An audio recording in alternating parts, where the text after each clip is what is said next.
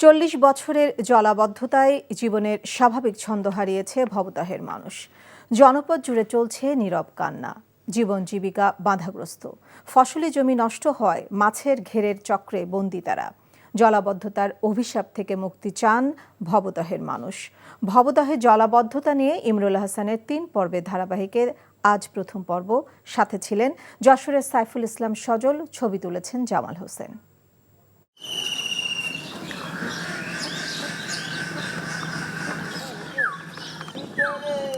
প্রকৃতিতে বইছে শীতের হাওয়া। বর্ষা চলে গেছে, তাও 3 মাস হলো। তারপরও উঠোনে পানি, বাড়ি থেকে বের হওয়ার পথ যেন একটা নদী। এক ঘর থেকে আরেক ঘরে যেতে পাতা হয়েছে সাঁকো।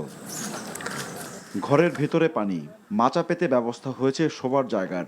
গরু বাছুর নিয়ে নিজেকে খাওয়া দাওয়া এই যে কষ্ট করে করতে আসছে, এ তো চালি দিয়ে করে নিচে রান্নাঘর, সেই জায়গায় রান্না করে খাচ্ছে।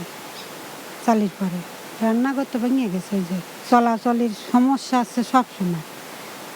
এতে তো গা গুঁতো খাইয়েও নিজেরা মরতেছে, এত কষ্ট। যশোরের অভয়নগর, মনিরামপুর, কেশবপুর আর খুলনার ডুমুরিয়ার বেশিরভাগ বাড়ির চিত্রই এক।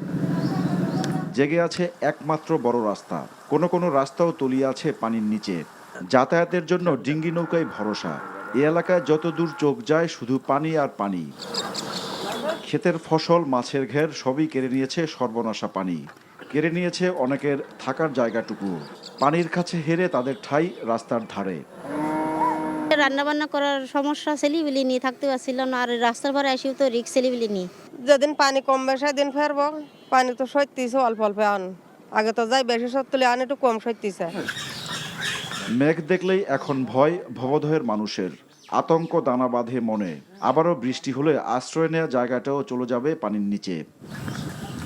বৃষ্টি হলে তো সবসময় আতঙ্কে থাকে, যা কিনা আমাকে বাড়ি যা একটু পানি কমতেছে তা আবার তার চেয়ে বেশি আসছে।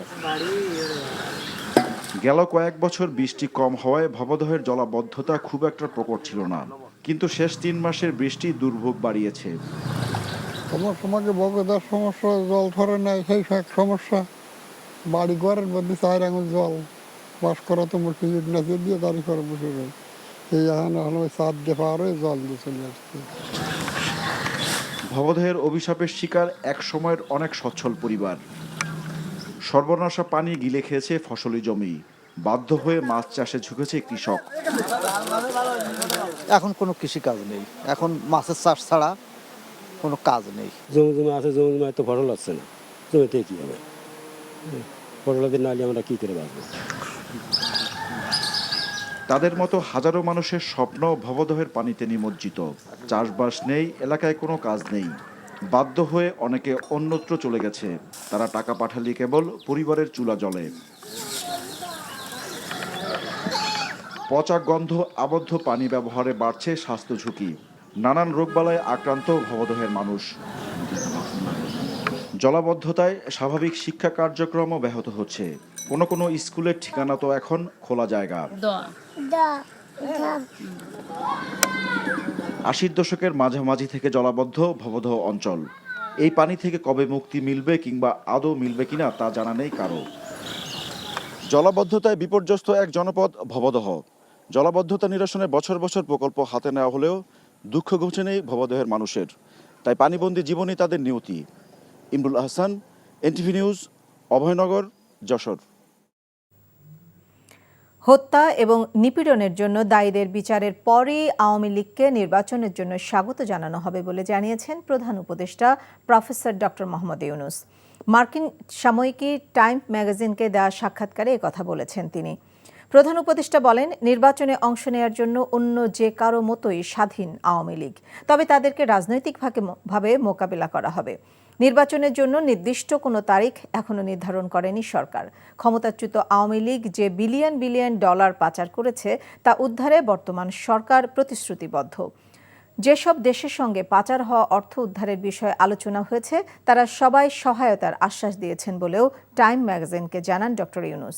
তিনি বলেন, পূর্ববর্তী সরকার সর্বাত্মক নিপীড়ন, মানুষ হত্যা এবং গুম প্রতিটি প্রতিষ্ঠানকে ধ্বংস করার পরিবেশ তৈরি করেছিল। বিগত সরকারের আমলকে ফ্যাসিবাদী শাসন হিসাবে উল্লেখ করে শান্তিতে নোবেল জয়ী ৮৪ বছর বয়সী ডক্টর মোহাম্মদ ইউনূস।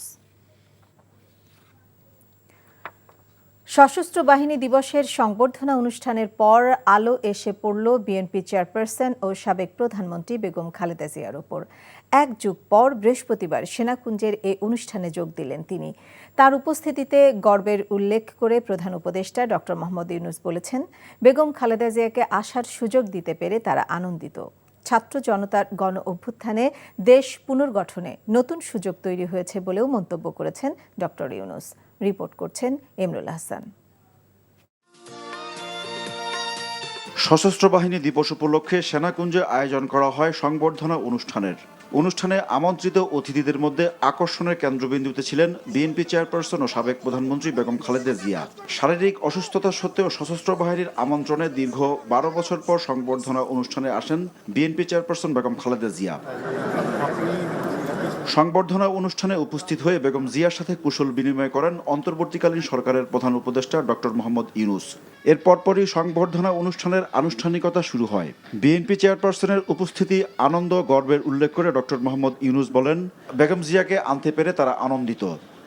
আজ আমরা বিশেষভাবে সৌভাগ্যবান এবং সম্মানিত যে বাংলাদেশের 3 বারের নির্বাচিত প্রধানমন্ত্রী, বীর মুক্তিযোদ্ধা শহীদ রাষ্ট্রপতি জিয়াউর রহমানের স্ত্রী বেগম খালেদা জিয়া আজ এখানে আমাদের মধ্যে উপস্থিত আছেন।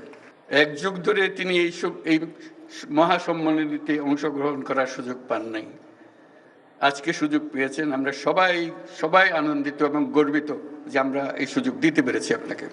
শারীরিক অসুস্থতা সত্ত্বেও এই বিশেষ দিবসে সবার সঙ্গে শরীক হওয়ার জন্য আপনাকে আবারও ধন্যবাদ, রোগমুক্তি কামনা করছি এবং এই অনুষ্ঠানে বিশেষভাবে স্বাগত জানাচ্ছি। এ সময় প্রধান উপদেষ্টা বলেন, দেশের ক্রান্তি লগ্নে সশস্ত্র বাহিনী সবসময় গুরুত্বপূর্ণ ভূমিকা পালন করেছে। জুলাই আগস্টের গণ অভ্যুত্থানে সশস্ত্র বাহিনীর ভূমিকাও প্রশংসার দাবিদার। সাম্প্রতিক বৈষম্য বিরোধী ছাত্র আন্দোলনে এবং পরবর্তী সময়ে দেশের ক্রান্তি লগ্নে সশস্ত্র বাহিনী বরাবরের ন্যায় মানুষের পাশে এসে দাঁড়িয়েছে। দেশের ছাত্র জনতা এবং সাধারণের পক্ষে দাঁড়িয়ে সশস্ত্র বাহিনী আবারও দেশের মানুষের কাছে আস্থার প্রতীক হিসেবে স্বীকৃতি লাভ করেছে। আমাদের প্রত্যাশা, গণতান্ত্রিক ও নিয়মতান্ত্রিক নেতৃত্বের প্রতি অনুগত ও শ্রদ্ধাশীল থেকে পেশাগত দক্ষতা ও দেশপ্রেমের সমন্বয়ে সশস্ত্র বাহিনী দেশ সেবায় সবসময় তৎপর থাকবে। আমি গভীর শ্রদ্ধা জানাচ্ছি জুলাই আগস্ট মাসে ছাত্র জনতার অভ্যুত্থানে নিহত ও আহত সকলের প্রতি, যাদের দুঃসাহসিক আত্মত্যাগ ও সাহস দেশ পুনর্গঠনের জন্য একটা নতুন সুযোগ সৃষ্টি করেছে। তাদের এই আত্মত্যাগ জাতি চিরদিন শ্রদ্ধাভরে স্মরণ করবে। পরে আমন্ত্রিত অতিথিদের সাথে কুশল বিনিময় করেন প্রধান উপদেষ্টা ডক্টর মোহাম্মদ ইউনূস। সেনাকুঞ্জের খোলা আকাশের মাঠে ঘুরে ঘুরে সবার সাথে হাত মিলিয়ে কথা বলেন তিনি। কুশল বিনিময় করেন সাবেক প্রধানমন্ত্রী বেগম খালেদা জিয়ার সাথে। পাশাপাশি সোফায় বসেন ডক্টর ইউনূস এবং বেগম খালেদা জিয়া। দুজনে ছিলেন হাস্যোজ্জ্বল, কথা বলেন বেশ কিছুক্ষণ। সেনাকুঞ্জের এই অনুষ্ঠানের মধ্য দিয়ে ৬.৫ বছর পর প্রথম কোনো প্রকাশ্য কর্মসূচিতে অংশগ্রহণ করলেন বেগম খালেদা জিয়া। Imrul Hasan, NTV news, Dhaka. এর আগে সশস্ত্র বাহিনী দিবস উপলক্ষে শিখা অনির্বাণে পুষ্পস্তবক অর্পণ করেন রাষ্ট্রপতি মোহাম্মদ শাহাবুদ্দিন। প্রধান উপদেষ্টা ও ৩ বাহিনীর প্রধানগণ শ্রদ্ধা জানান। ঢাকা সেনানিবাসে অবস্থিত শিখা অনির্বাণে মুক্তিযুদ্ধের শহীদদের প্রতি ফুল দিয়ে শ্রদ্ধা জানান রাষ্ট্রপতি মোহাম্মদ শাহাবুদ্দিন। রাষ্ট্রপতি শ্রদ্ধা নিবেদন শেষে শিখা অনির্বাণে শ্রদ্ধার্ঘ্য অর্পণ করেন অন্তর্বর্তীকালীন সরকারের প্রধান উপদেষ্টা অধ্যাপক ডক্টর মোহাম্মদ ইউনূস। ৩ বাহিনীর পক্ষ থেকে সেনা, নৌ ও বিমান বাহিনী প্রধানগণ ৭১-এর শহীদ সশস্ত্র বাহিনীর বীর সদস্যদের প্রতি শ্রদ্ধা জানান। পরে খেতাবপ্রাপ্ত বীর মুক্তিযোদ্ধাদের সম্মানে আয়োজিত সংবর্ধনায় যোগ দেন প্রধান উপদেষ্টা। তিনি বলেন, বৈষম্যহীন দেশ গড়তে বীর মুক্তিযোদ্ধা ও ছাত্র জনতার আত্মত্যাগকে সামনে রেখে এগিয়ে যেতে হবে। এই নতুন দেশে আমাদের দায়িত্ব সকল মানুষকে একটি বৃহত্তর পরিবারের বন্ধনে আবদ্ধ করা। পরিবারে মতভেদ থাকবে, বাকবিতণ্ডা হবে, আমরা কেউ কারো শত্রু হব না, কাউকে তার মতের জন্য শত্রু মনে করব না, কাউকে ধর্মের কারণে শত্রু মনে করব না। আমরা সবাই সমান। সশস্ত্র বাহিনী দিবস উপলক্ষে রাষ্ট্রপতি মোহাম্মদ শাহাবুদ্দিনের সঙ্গে সৌজন্য সাক্ষাৎ করেন সেনাবাহিনী প্রধান জেনারেল ওয়াকরুজ্জামান, নৌবাহিনী প্রধান অ্যাডমিরাল মোহাম্মদ নাজমুল হাসান এবং বিমান বাহিনী প্রধান air chief marshal Hasan Mahmud Khan. বৃহস্পতিবার সন্ধ্যায় বঙ্গভবনে সাক্ষাৎকালে রাষ্ট্রপতি মোহাম্মদ শাহাবুদ্দিন দিবসটি উপলক্ষে সশস্ত্র বাহিনীর সকল সদস্য ও তাদের পরিবারকে শুভেচ্ছা ও অভিনন্দন জানান। মুক্তিযুদ্ধের মাধ্যমে গড়ে ওঠা সশস্ত্র বাহিনী বাংলাদেশের গর্বের প্রতীক উল্লেখ করে তিনি বলেন, দেশের স্বাধীনতা ও সার্বভৌমত্ব রক্ষার পাশাপাশি বিশ্বের বিভিন্ন দেশে শান্তি মিশনে সশস্ত্র বাহিনীর সদস্যরা দায়িত্ব পালনের মাধ্যমে দেশের ভাবমূর্তি উজ্জ্বল করছে। বৈষম্য বিরোধী ছাত্র আন্দোলন পরবর্তী দেশের আইন শৃঙ্খলা রক্ষা এবং শান্তি প্রতিষ্ঠায় সশস্ত্র বাহিনীর সদস্যদের ভূমিকার প্রশংসা করেন রাষ্ট্রপতি। সাক্ষাৎকালে সেনা, নৌ ও বিমান বাহিনীর প্রধানগণ সশস্ত্র বাহিনী দিবস উপলক্ষে গৃহীত কর্মসূচি সহ তাদের স্ব বাহিনীর কার্যক্রম সম্পর্কে রাষ্ট্রপতিকে অবহিত করেন। সশস্ত্র বাহিনী দিবসের অনুষ্ঠানে শহীদ প্রেসিডেন্ট জিয়াউর রহমানের স্বাধীনতার সূচনা এবং বেগম জিয়ার ত্যাগকে স্বীকৃতি দেয়ায় ডক্টর ইউনূসের প্রতি কৃতজ্ঞতা জানান বিএনপির মহাসচিব মির্জা ফখরুল ইসলাম আলমগীর। বৃহস্পতিবার গুলশানে সাংবাদিকদের তিনি একথা বলেন। ধন্যবাদ জানাতে চাই প্রধান উপদেষ্টা প্রফেসর ডক্টর মোহাম্মদ ইউনূসকে, যে আজকে দেশনেত্রী বেগম খালেদা জিয়াকে আমন্ত্রণ জানিয়ে আজকে শহীদ প্রেসিডেন্ট জিয়াউর রহমান যে স্বাধীনতা যুদ্ধের সূচনা করেছিলেন, ঘোষণা দিয়েছিলেন, মুক্তিযুদ্ধ শুরু হয়েছিল, সেই ঘোষণাকে তিনি স্বীকৃতি দিয়েছেন এবং সেই সঙ্গে দেশনেত্রী বেগম খালেদা জিয়ার যে আপোষহীন সংগ্রাম, এই দীর্ঘ বছর ধরে নিরন্তর সংগ্রাম, সেই সংগ্রামকে তিনি আজকে স্বীকৃতি দিয়েছেন। প্রধান নির্বাচন কমিশনার সিইসি হিসেবে নিয়োগ পেয়েছেন অবসরপ্রাপ্ত সচিব এএমএম নাসির উদ্দিন। নির্বাচন কমিশনার হিসেবে নিয়োগ পেয়েছেন অবসরপ্রাপ্ত অতিরিক্ত সচিব আনোয়ারুল ইসলাম সরকার, অবসরপ্রাপ্ত জেলা ও দায়রা জজ আব্দুর রহমানেল মাসুদ, অবসরপ্রাপ্ত যুগ্ম সচিব তাহমিদা আহমেদ এবং অবসরপ্রাপ্ত ব্রিগেডিয়ার জেনারেল আবুল ফাজল মোহাম্মদ সানাউল্লাহ। রাষ্ট্রপতি মোহাম্মদ শাহাবুদ্দিন সিইসি ও নতুন কমিশনারদের নিয়োগ দেন। এর মধ্য দিয়ে বহুল প্রত্যাশিত নতুন নির্বাচন কমিশন গঠিত হল। বৃহস্পতিবার মন্ত্রিপরিষদ বিভাগ থেকে এ সংক্রান্ত 2টি প্রজ্ঞাপন জারি করা হয়।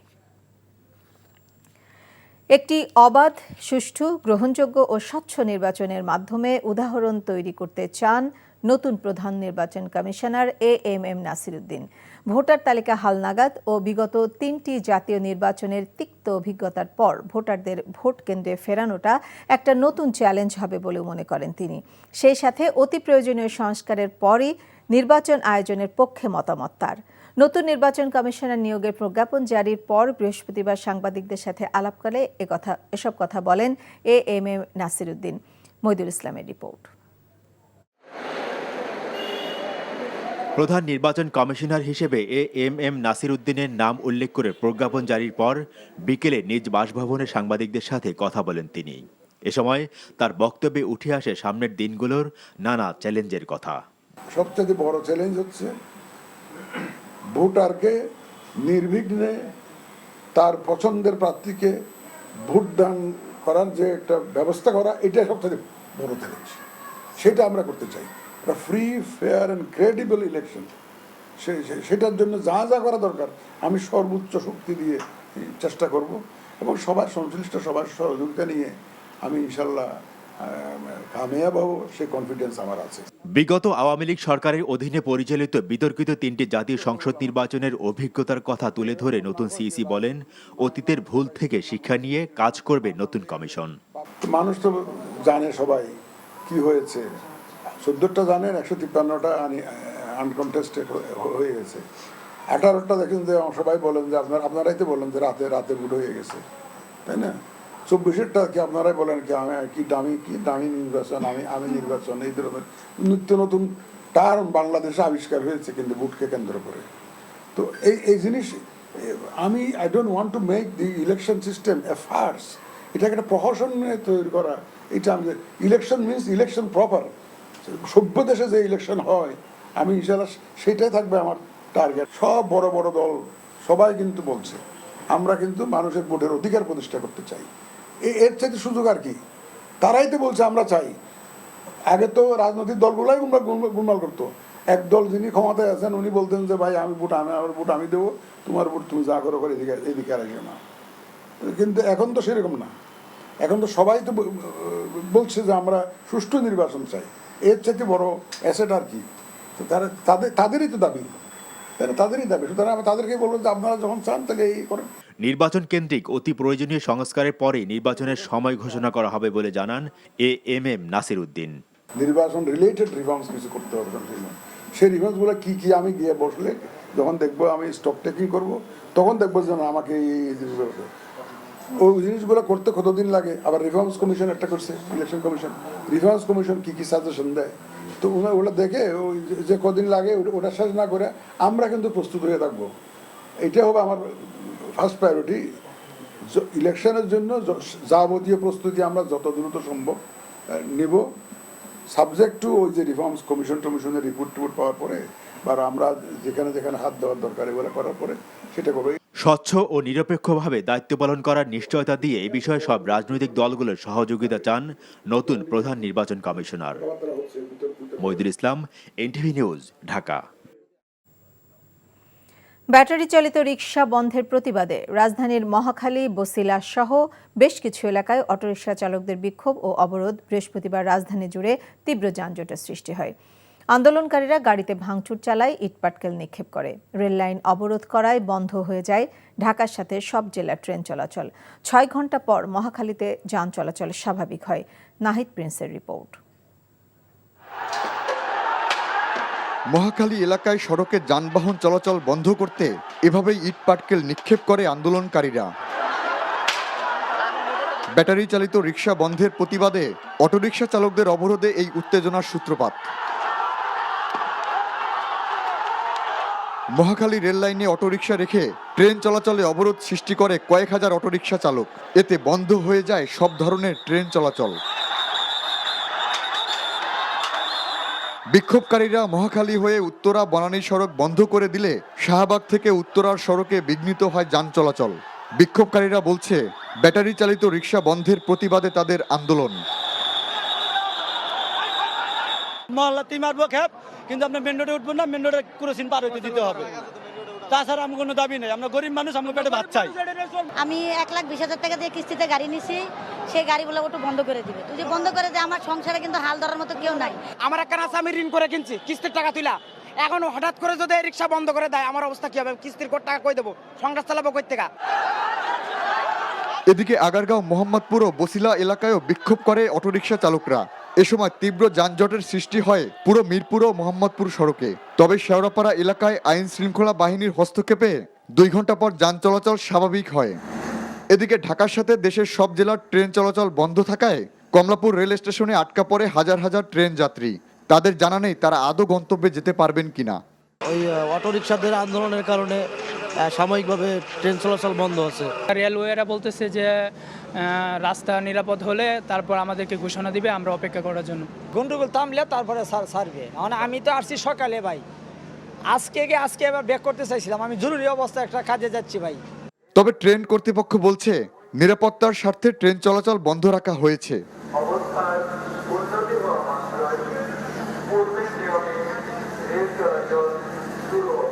Nahid Prince, NTV news, Dhaka. সাবেক প্রধানমন্ত্রী শেখ হাসিনাকে দেশে ফেরানো নিয়ে ভারতের সাথে এফওসি বৈঠকে আলোচনার সুযোগ থাকবে বলে জানিয়েছেন পররাষ্ট্র মন্ত্রণালয়ের মুখপাত্র মোহাম্মদ তৌফিক হাসান। বৃহস্পতিবার পররাষ্ট্র মন্ত্রণালয়ের সাপ্তাহিক মিডিয়া ব্রিফিংয়ে এক প্রশ্নের জবাবে একথা বলেন তিনি। তৌফিক হাসান বলেন, বুধবার পররাষ্ট্র মন্ত্রণালয়ে এ সংক্রান্ত একটি আন্তঃমন্ত্রণালয় বৈঠক হয়েছে। ডিসেম্বরে বাংলাদেশ ও ভারতের মধ্যে ফরেন অফিস কনসালটেশন এফওসি বৈঠক অনুষ্ঠিত হবে। বৈঠকে শেখ হাসিনাকে দেশে ফেরানো নিয়ে আলোচনার সুযোগ থাকবে। সর্বোচ্চ পর্যায় থেকে নির্দেশ পেলে সে অনুযায়ী কাজ করবে পররাষ্ট্র মন্ত্রণালয়। সরকারের কোনো পক্ষ থেকে শেখ হাসিনাকে ফেরত আনার জন্য সত্যিকার অর্থে আমরা অফিসিয়ালি কিন্তু কোনো নির্দেশনা পাইনি। আমরাও যা দেখছি যে পত্রিকার মাধ্যমে, যেমন যে ইন্টারপোলের মাধ্যমে যোগাযোগ করা হয়েছে, বা সেরকম তো আলাদা একটা সেক্টর আছে, বাট সরকারিভাবে যে যেহেতু এটা আসলে পররাষ্ট্র সম্পর্কিত বিষয়, কারণ যেহেতু উনি বিদেশে আছেন, এটা আসলে পররাষ্ট্র মন্ত্রণালয়ের মাধ্যমে যাওয়াটাই শ্রেয়। বাট অফিসিয়ালি কিন্তু আমরা এখনো পাইনি। পাওয়া মাত্রই কিন্তু আমরা যথাযথ পদক্ষেপ নিতে পারি এক্ষেত্রে। বিচারিক শুদ্ধতার জন্য আন্তর্জাতিক অপরাধ ট্রাইব্যুনালে অন্তর্বর্তীকালীন আদেশের বিরুদ্ধে আপিলের বিধান রাখা হয়েছে বলে জানিয়েছেন আইন উপদেষ্টা ডক্টর আসিফ নজরুল। আপিলের বিধান রাখা হলেও তা খুব সীমিত ক্ষেত্রে প্রযোজ্য হবে বলেও জানান তিনি। ট্রাইব্যুনাল আইনের এই বিধানকে ইতিবাচক হিসেবে দেখেছেন সিনিয়র আইনজীবীরা। এদিকে সাবেক প্রধানমন্ত্রী শেখ হাসিনার পক্ষে আইনি লড়াই চালানোর ঘোষণা দিলেন ZI খান পান্না। রিপোর্টে আরও জানাচ্ছেন হাসান জাবেদ। আন্তর্জাতিক অপরাধ ট্রাইব্যুনালের সংস্কার করা ভবন পরিদর্শনে যান আইন উপদেষ্টা ডক্টর আসিফ নজরুল এবং গৃহায়ন ও গণপূর্ত উপদেষ্টা আদিলুর রহমান খান। কিছু সংশোধনী এনে ট্রাইব্যুনাল আইনের খসড়ার অনুমোদনের বিষয়ে সাংবাদিকরা জানতে চান আইন উপদেষ্টার কাছে। অন্তর্বর্তীকালীন আদেশের বিরুদ্ধে আপিলের বিধান কেন রাখা হয়েছে সেই প্রশ্ন ছিল সাংবাদিকদের। শুদ্ধতা রক্ষার জন্য রাজনৈতিক দলের ইস্যু আনা উচিত না, আমি কালকেই বলেছি ভাই।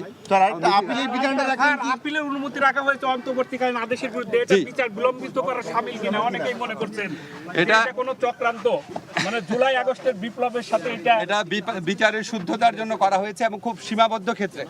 আন্তর্জাতিক অপরাধ ট্রাইব্যুনালে যাদের বিচার প্রক্রিয়া শুরু হয়েছে তারা যাতে ন্যায় বিচার পান সেজন্য এমন বিধান রাখা হয়েছে বলে মনে করেন সিনিয়র আইনজীবীরা। এর ফলে মামলার দীর্ঘসূত্রিতা হবে না বলেও মনে করেন তারা। এই কোর্টই যেটা করবে এটাই ফাইনাল, নট দ্যাট ফাইনাল জাজমেন্টের এগেনস্টে আপনি আপিলে যেতে পারেন।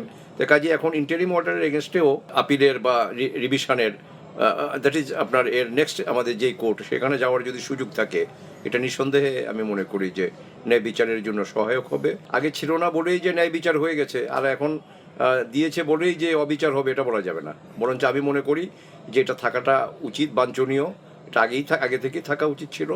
এদিকে ছাত্র আন্দোলনের সময় যিনি শিক্ষার্থীদের জন্য আইনি লড়াই করেছেন সেই ZI খান পান্না জানালেন এবার তিনি সাবেক প্রধানমন্ত্রী শেখ হাসিনার পক্ষে ট্রাইব্যুনাল সহ সকল আদালতে মামলা পরিচালনা করবেন।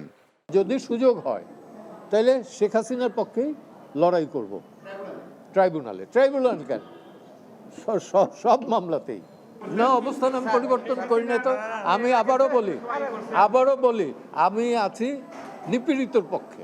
আপনার কাছে কি মনে হয় যে শেখ হাসিনা নিপীড়নের শিকার হতে যাচ্ছেন বা হচ্ছেন? হ্যাঁ, অবশ্যই রাজনৈতিক নিপীড়ন। Hasan Javed, NTV news, Dhaka. স্বাধীনতার আসল চেতনা এতদিন বাস্তবায়ন হয়নি এবং তা নবায়ন করতেই ২৪-এর গণ অভ্যুত্থান হয়েছে বলে মন্তব্য করেছেন সংস্কৃতি বিষয়ক উপদেষ্টা মোস্তফা সরোয়ার ফারুকী। বৃহস্পতিবার দুপুরে সচিবালয়ে সংস্কৃতি মন্ত্রণালয়ের ভবিষ্যৎ পরিকল্পনা তুলে ধরতে আয়োজিত সংবাদ সম্মেলনে একথা বলেন তিনি। গণ অভ্যুত্থানের অডিও ভিডিও সংরক্ষণ, তারুণ্যের উৎসব, দেশব্যাপী প্রতিভার সন্ধান সহ 7টি অগ্রাধিকার ঠিক করা হয়েছে বলে জানান উপদেষ্টা।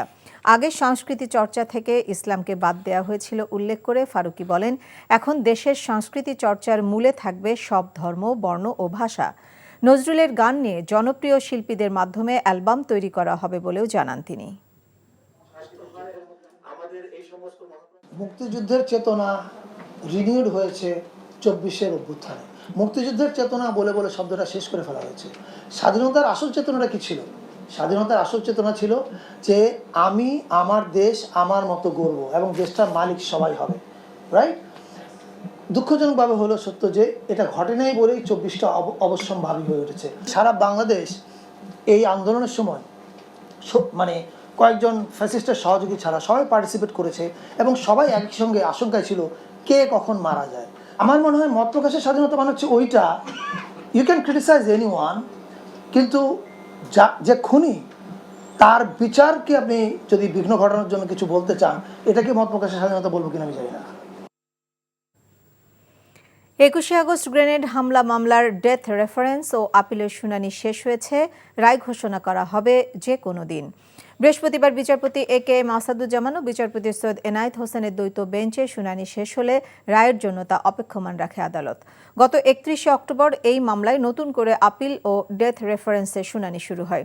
শুনানিতে আসামি পক্ষের আইনজীবী দাবি করেন, রাজনৈতিক উদ্দেশ্যে দ্বিতীয়বার তদন্তের মাধ্যমে নতুন করে বিএনপির ভারপ্রাপ্ত চেয়ারম্যান তারেক রহমানকে এই মামলায় জড়ানো হয়। মামলায় তার কোনো সম্পৃক্ততা নেই বলেও জানান তিনি। তাই মামলা থেকে খালাস পাবেন বলেও প্রত্যাশা তার। 2018 সালে তারেক রহমান সহ 19 জনকে যাবজ্জীবন কারাদণ্ড এবং সাবেক স্বরাষ্ট্র প্রতিমন্ত্রী লুৎফুজ্জামান বাবর ও উপমন্ত্রী আব্দুস সালাম মিন্টু সহ 19 জনকে মৃত্যুদণ্ড দেয় নিম্ন আদালত। যথাযথভাবে তদন্ত হয় নাই। মূল কালপিট যারা তাদেরকে আউট অফ সিন রেখে নির্দোষ মানুষকে চার্জশিট দেওয়া হয়েছে। তারেক রহমান সাহেবের আপিল করতে না পারার পিছনে কারণ হলো his life was in danger. উনি তো দেশ ছেড়ে যেতে বাধ্য হয়েছেন এবং ওনাকে দেশে থাকতে দেওয়া হয় নাই। যেহেতু তো ওনার এগেনস্টে কোনো এভিডেন্স নাই এবং ওনার এগেনস্টে আপনার এরকম টেনজিবল এভিডেন্স তো দূরের কথা, কোনো ম্যাটেরিয়ালস নাই বা কোনো সার্কামস্টেন্সিয়াল কোনো এভিডেন্সও নাই, সেক্ষেত্রে উনি বেনিফিট পাবেন, এটা আমরা প্রার্থনা করেছি। বৃহস্পতিবার পর্যন্ত 24 ঘন্টায় সারা দেশে ডেঙ্গু জ্বরে প্রাণ গেল আরও 9 জনের। হাসপাতালে নতুন ভর্তি হয়েছেন 1214 জন। স্বাস্থ্য অধিদপ্তরের হেলথ এমার্জেন্সি অপারেশন সেন্টার ও কন্ট্রোল রুমের তথ্য মতে এবছর জ্বরটিতে আক্রান্ত হয়ে এখন পর্যন্ত মৃত্যু হয়েছে 436 জনের। এছাড়া আক্রান্ত হয়ে হাসপাতালে ভর্তি হয়েছেন 84,368 জন। গত 24 ঘন্টায় ডেঙ্গুতে আক্রান্ত হয়ে 1,336 জন হাসপাতালে ভর্তি হয়েছেন। সবশেষ প্রাণ যাওয়া 9 জনের মধ্যে 5 জনই রাজধানীর হাসপাতালগুলোতে ভর্তি ছিলেন। আক্রান্তদের মধ্যে সুস্থ হয়ে হাসপাতাল ছেড়েছেন 80,050 জন।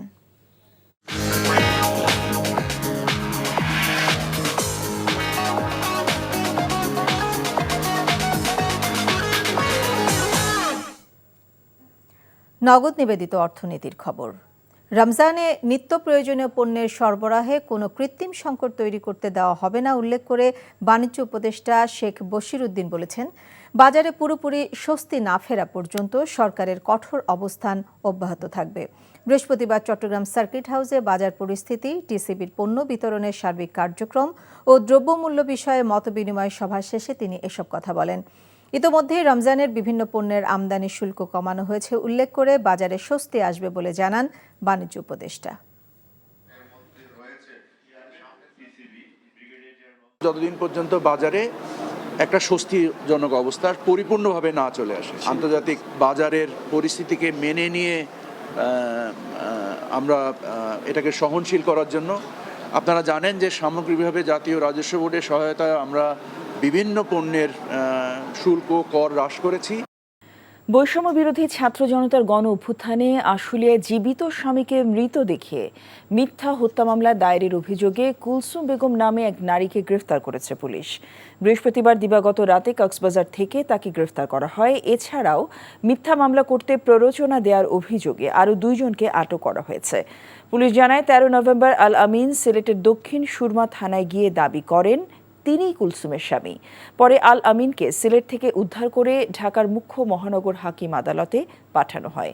গত 5 অগস্ট আওয়ামী লীগ সরকারের পতনের দিন ছাত্র জনতার বিজয় মিছিল চলাকালে আওয়ামী লীগের সন্ত্রাসীদের গুলিতে স্বামী আল আমিন নিহত হয়েছেন উল্লেখ করে শেখ হাসিনা সহ 130 জনের বিরুদ্ধে আশুলিয়া থানায় মামলা করেছিলেন কুলসুম বেগম।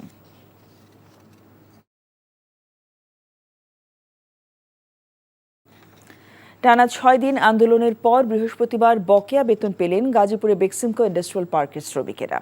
পরে রাতে সড়ক অবরোধ প্রত্যাহার করে নেন তারা। অক্টোবর মাসের বেতনের দাবিতে 6ষ্ঠ দিনের মতো বৃহস্পতিবার গাজীপুরের চন্দ্রা নবীনগর সড়ক অবরোধ করে বিক্ষোভ করছিলেন পোশাক কারখানার কয়েক হাজার শ্রমিক।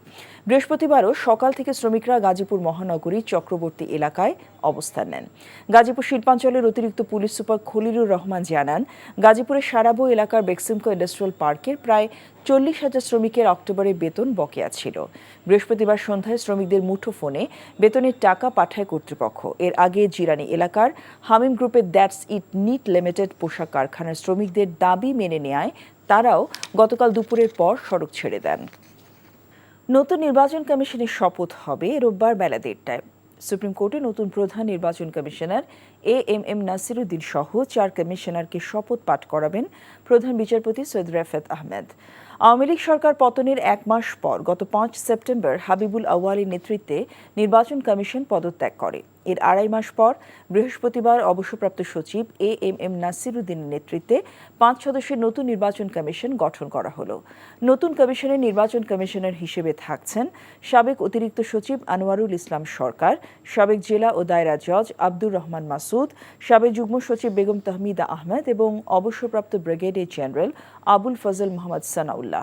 আগামী জাতীয় সংসদ নির্বাচন আয়োজনের দায়িত্ব থাকবে এই নতুন কমিশনের ওপর। নবগঠিত নির্বাচন কমিশনের ওপর বিএনপি আস্থা রাখতে চায় বলে জানালেন দলের চেয়ারপারসনের উপদেষ্টা সৈয়দ মোয়াজ্জেম হোসেন আলাল। জাতীয়তাবাদী প্রচার দলের 13তম প্রতিষ্ঠা বার্ষিক উপলক্ষে বিএনপির প্রতিষ্ঠাতা সাবেক রাষ্ট্রপতি জিয়াউর রহমানের সমাধিতে শ্রদ্ধা নিবেদন শেষে তিনি এ কথা জানান। এ সময় তিনি আরও বলেন, কথা বেশি না বলে নির্বাচন কমিশন কাজের মাধ্যমে তাদের সক্ষমতা প্রমাণ করতে হবে। এছাড়া নির্বাচন কমিশন গঠনের মধ্য দিয়ে ইতোমধ্যে নির্বাচনী ট্রেনে যাত্রা শুরু হয়েছে মন্তব্য করে বিএনপির এই নেতা আরও বলেন, সংস্কার কাজ এখন দ্রুত শেষ করতে হবে। ক্যান্টনমেন্টের যে বাড়ি থেকে বেগম খালেদা জিয়াকে অন্যায়ভাবে বের করে দেওয়া হয়েছিল সেই বাড়ি আবারও তাকে ফিরিয়ে দেওয়ার দাবিও জানান মোয়াজ্জেম হোসেন আলাল। আমরা ওনার উপরে এবং এই নতুন নির্বাচন কমিশনের উপরে আস্থা রাখতে চাচ্ছি, তবে আমাদের অনুরোধ থাকবে যে কথা কম বলে বেশি কাজ দিয়ে সেটা প্রমাণ করার চেষ্টা করা উচিত। শুরু থেকেই একটু কম কথা, একটু বেশি কাজ, তাহলে আমরা আশান্বিত হব। বৈষম্য বিরোধী ছাত্র জনতার গণ অভ্যুত্থানে আশুলিয়া জীবিত স্বামীকে মৃত দেখিয়ে মিথ্যা হত্যা মামলা দায়েরের অভিযোগে কুলসুম বেগম নামে এক নারীকে গ্রেফতার করেছে পুলিশ। বৃহস্পতিবার দিবাগত রাতে কক্সবাজার থেকে তাকে গ্রেফতার করা হয়। এছাড়াও মিথ্যা মামলা করতে প্ররোচনা দেওয়ার অভিযোগে আরও 2 জনকে আটক করা হয়েছে। পুলিশ জানায়, 13 নভেম্বর আল আমিন সিলেটের দক্ষিণ সুরমা থানায় গিয়ে দাবি করেন তিনিই কুলসুমের স্বামী। পরে আল আমিনকে সিলেট থেকে উদ্ধার করে ঢাকার মুখ্য মহানগর হাকিম আদালতে পাঠানো হয়। গত 5 আগস্ট আওয়ামী লীগ সরকারের পতনের দিন ছাত্র জনতার বিজয় মিছিল চলাকালে আওয়ামী লীগের সন্ত্রাসীদের গুলিতে স্বামী আল আমিন নিহত হয়েছেন উল্লেখ করে শেখ হাসিনা সহ 130 জনের বিরুদ্ধে আশুলিয়া থানায় মামলা করেছিলেন কুলসুম বেগম। নারায়ণগঞ্জ সিটি কর্পোরেশনের 36 জন কাউন্সিলর এবং মেয়র না থাকায় দুর্ভোগে পড়েছেন নগর সেবাগ্রহীতারা। মাত্র 14 জন কর্মকর্তা দিয়ে সেবা দিতে হচ্ছে প্রায় 10 লক্ষাধিক নগরবাসীকে। এতে শিশুদের জন্ম নিবন্ধন, মৃত্যু সনদ পেতে ভোগান্তিতে পড়তে হচ্ছে। স্কুলে ভর্তি সহ বিভিন্ন সেবা পেতে বিড়ম্বনায় পড়ছেন নগরবাসী। সিটি কর্পোরেশনের নির্বাহী কর্মকর্তা জানান, লোকবল কম থাকায় নগরবাসীকে সেবা দিতে হিমশিম খেতে হচ্ছে তাদের।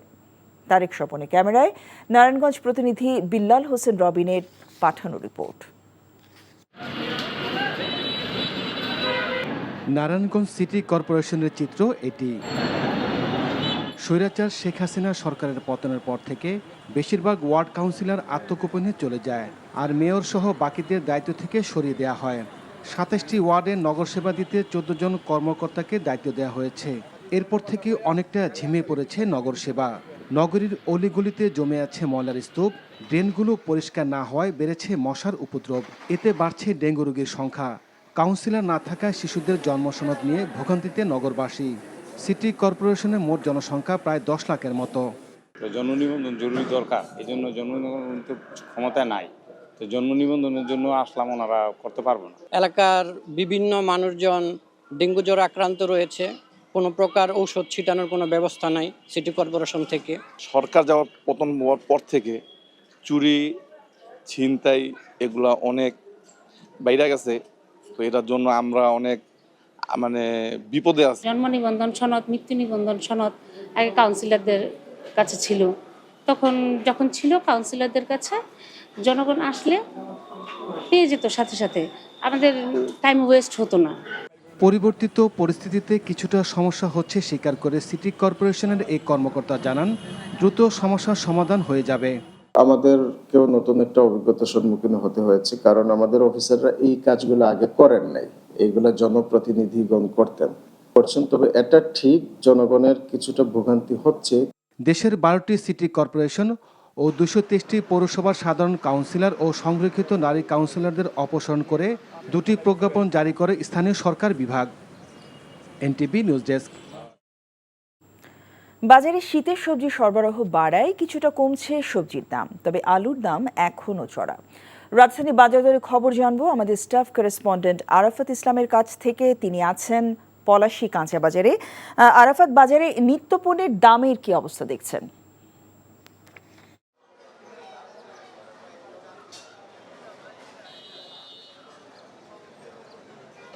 যেমনটি আপনি জানাচ্ছিলেন, শীতের আগাম সবজির সরবরাহ বাড়ায় কিন্তু বেশ কয়েকটি সবজির দাম তুলনামূলক আগের তুলনায় কমেছে।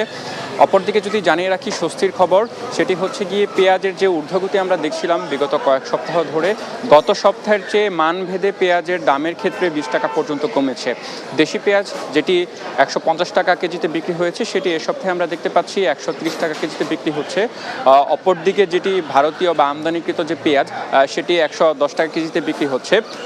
অপরদিকে মাংসের বাজারের ক্ষেত্রে যদি বলি, ব্রয়লার মুরগির দাম কেজিতে 10 টাকা পর্যন্ত কমে 190 টাকা কেজিতে বিক্রি হচ্ছে। এছাড়াও সোনালী মুরগি যেটি, সেটিও কেজিতে 20 টাকা কমে 300 টাকা কেজিতে বিক্রি হচ্ছে। এছাড়া ডিমের দাম যেটি, সেটি আগের মতো অপরিবর্তিত রয়েছে। লাল ডিম ডজন 145 টাকা এবং সাদা ডিম 140 টাকার ডজন বিক্রি হচ্ছে। অপরদিকে যদি হচ্ছে গরু এবং খাসির দাম বলি, তাহলে সেটিও অপরিবর্তিত। খাসি 1100 টাকা কেজি এবং গরু 750 টাকা কেজিতে বিক্রি হচ্ছে। তবে চড়া দামে যেটি আমরা দেখতে পাচ্ছিলাম আলু, সেটি কিন্তু এখনও অপরিবর্তিত রয়েছে। ডায়মন্ড আলু বা সাদা আলু যেটি, সেটি 75 টাকা কেজিতে বিক্রি হচ্ছে। অপরদিকে লাল যে আলু যেটি রয়েছে, সেটি 85 টাকা পর্যন্ত কেজিতে বিক্রি হচ্ছে। বিক্রেতারা যেমনটি আমাদেরকে জানাচ্ছিলেন, তাদেরকে পাইকারি বাজারে অর্থাৎ কারণ বাজার থেকে তাদেরকে বেশি দামে কিনতে হচ্ছে, যার ফলে তাদের বেশি দামে বিক্রি করতে হচ্ছে।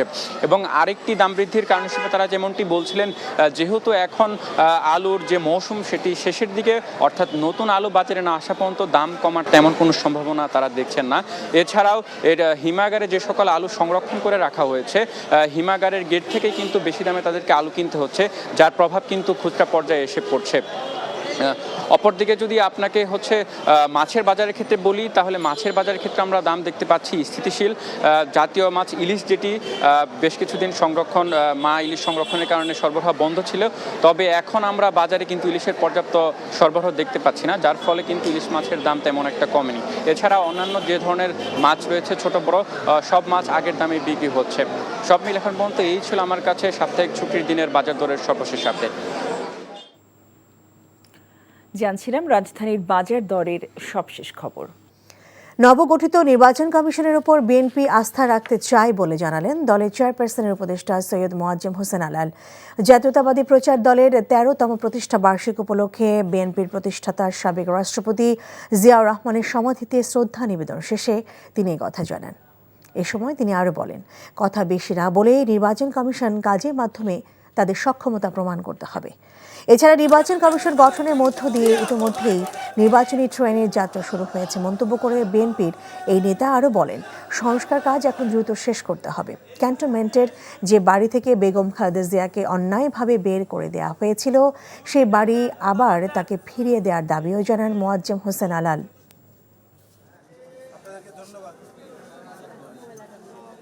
মাত্র কিছুদিন আগে ডক্টর ইউনূস সাহেব এবং ডক্টর আসিফ নজরুল সাহেব দুজনই বলেছিলেন নির্বাচনী ট্রেন যাত্রা শুরু করেছে।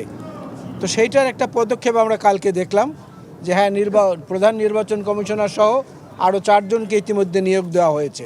আমরা ওনার উপরে এবং এই নতুন নির্বাচন কমিশনের উপরে আস্থা রাখতে চাচ্ছি।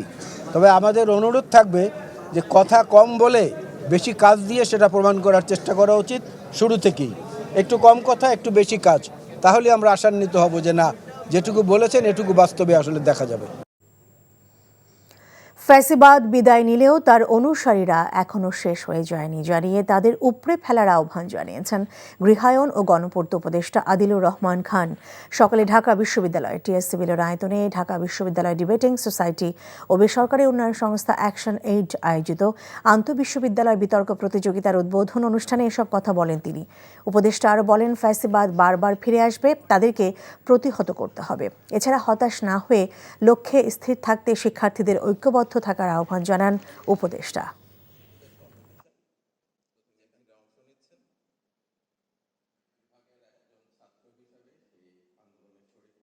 বাংলাদেশে ফ্যাসিবাদের পতন হলেও কিন্তু সংগ্রাম শেষ হয়ে যায় না, তার এলিমেন্টসগুলো বজায় থাকে, যেটাকে উচ্ছেদ করতে হয়। আপনাদের এই সংগ্রামে যারা ছিল তারা বন্ধু, অন্যরা চলে যাবে। আপনাদের এই বন্ধুত্ব ধরে রাখবেন, ঐক্যবদ্ধ থাকবেন। ফ্যাসিবাদ বারে বারে ফিরে আসতে পারে, সেটা প্রতিহত করবেন। সরবরাহ স্বাভাবিক রাখতে সম্প্রতি 2 দফায় ভোজ্য তেলের শুল্ক ছাড় দেয় তেমন কোনো সুফল মেলেনি। বাজারে বরং বাড়তি দামে বিক্রি হচ্ছে খোলা পাম ও সয়াবিন তেল। এদিকে সপ্তাহের ব্যবধানে পেঁয়াজের দাম কমলেও বাড়তি দামে বিক্রি হচ্ছে আলু। এছাড়া সরবরাহ বাড়ায় কিছুটা কমেছে সবজি ও মুরগির দাম। অপরিবর্তিত রয়েছে ডিম ও মাছের দাম। আরাফাত ইসলামের রিপোর্ট। জাতীয় রাজস্ব বোর্ড এনবিআর ভোজ্য তেল আমদানিতে মূল্য সংযোজন কর কমানোর পরেও বাজারে এর প্রভাব পড়ছে না। এখনও বাজারে প্রতি কেজি খোলা সয়াবিন তেল বিক্রি হচ্ছে 180 ও প্রতি কেজি পাম তেল বিক্রি হচ্ছে 165 টাকায়। বাজার ঘুরে দেখা যায় বোতলজাত তেলের সরবরাহ স্বাভাবিক থাকলেও খোলা ভোজ্য তেলের সংকট রয়েছে এবং দামও বাড়তি। ফ্যাক্টরি থেকে সাপ্লাই নেই, সাপ্লাই হচ্ছে না, অ্যাভেলেবেল সাপ্লাই নেই। সাপ্লাই থাকলে কিন্তু বাজারে অ্যাভেলেবেল তেল থাকতো, কিন্তু শুল্ক কমানোর পরে কিন্তু অ্যাভেলেবেল তেল নেই। সয়াবিন তেলের সাপ্লাই আছে, কিন্তু সমস্যা হচ্ছে রেট বেশির কারণে এটা নেওয়া নিতেছে না পাবলিক বেশিরভাগ বোতলটাই বেশি প্রেফার করতেছে। লুজের তেল গ্যালান থেকে দাম বেশি হওয়ার কারণে আমরা এখন লুজটা আপাতত সয়াবিন বিক্রি করতেছি না। এদিকে সরবরাহ বাড়ায় সপ্তাহের ব্যবধানে পেঁয়াজের দাম সামান্য কমেছে। দেশি পেঁয়াজ 130 টাকা আর আমদানিকৃত পেঁয়াজ 110 টাকায় বিক্রি হচ্ছে। তবে এখনও বাড়তি দামে বিক্রি হচ্ছে আলু। সাদা আলু যেটা ডায়মন্ড, ওটার দামটা বাড়তি, 70 টাকা কিনা পড়ছে কারণ বাজার, আমরা 75 টাকা বিক্রি করি। কেজিতে 20 টাকা 25 টাকা কমছে পেঁয়াজ, দেশিটা ইন্ডিয়ানটা কমছে কেজিতে 15 টাকা।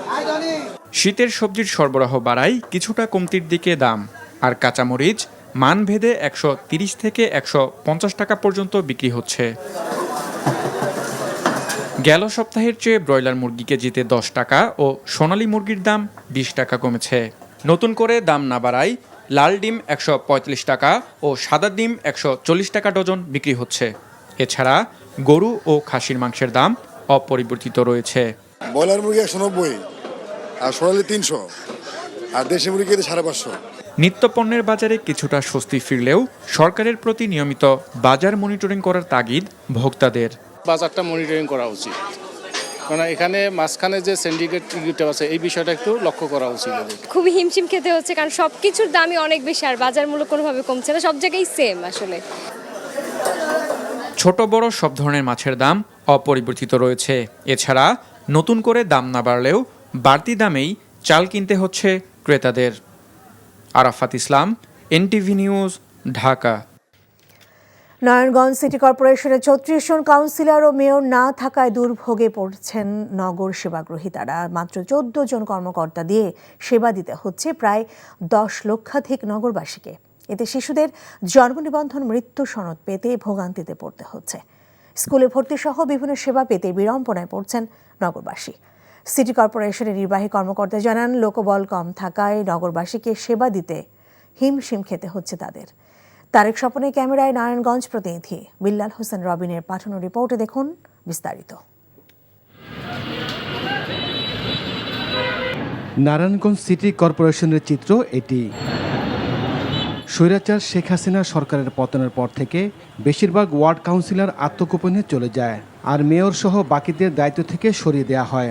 27টি ওয়ার্ডে নগর সেবা দিতে 14 জন কর্মকর্তাকে দায়িত্ব দেওয়া হয়েছে। এরপর থেকে অনেকটা ঝিমিয়ে পড়েছে নগর সেবা। নগরীর অলিগলিতে জমে আছে ময়লার স্তূপ, ড্রেনগুলো পরিষ্কার না হওয়ায় বেড়েছে মশার উপদ্রব। এতে বাড়ছে ডেঙ্গু রোগীর সংখ্যা। কাউন্সিলর না থাকায় শিশুদের জন্মসনদ নিয়ে ভোগান্তিতে নগরবাসী। সিটি কর্পোরেশনের মোট জনসংখ্যা প্রায় 10 লাখের মতো।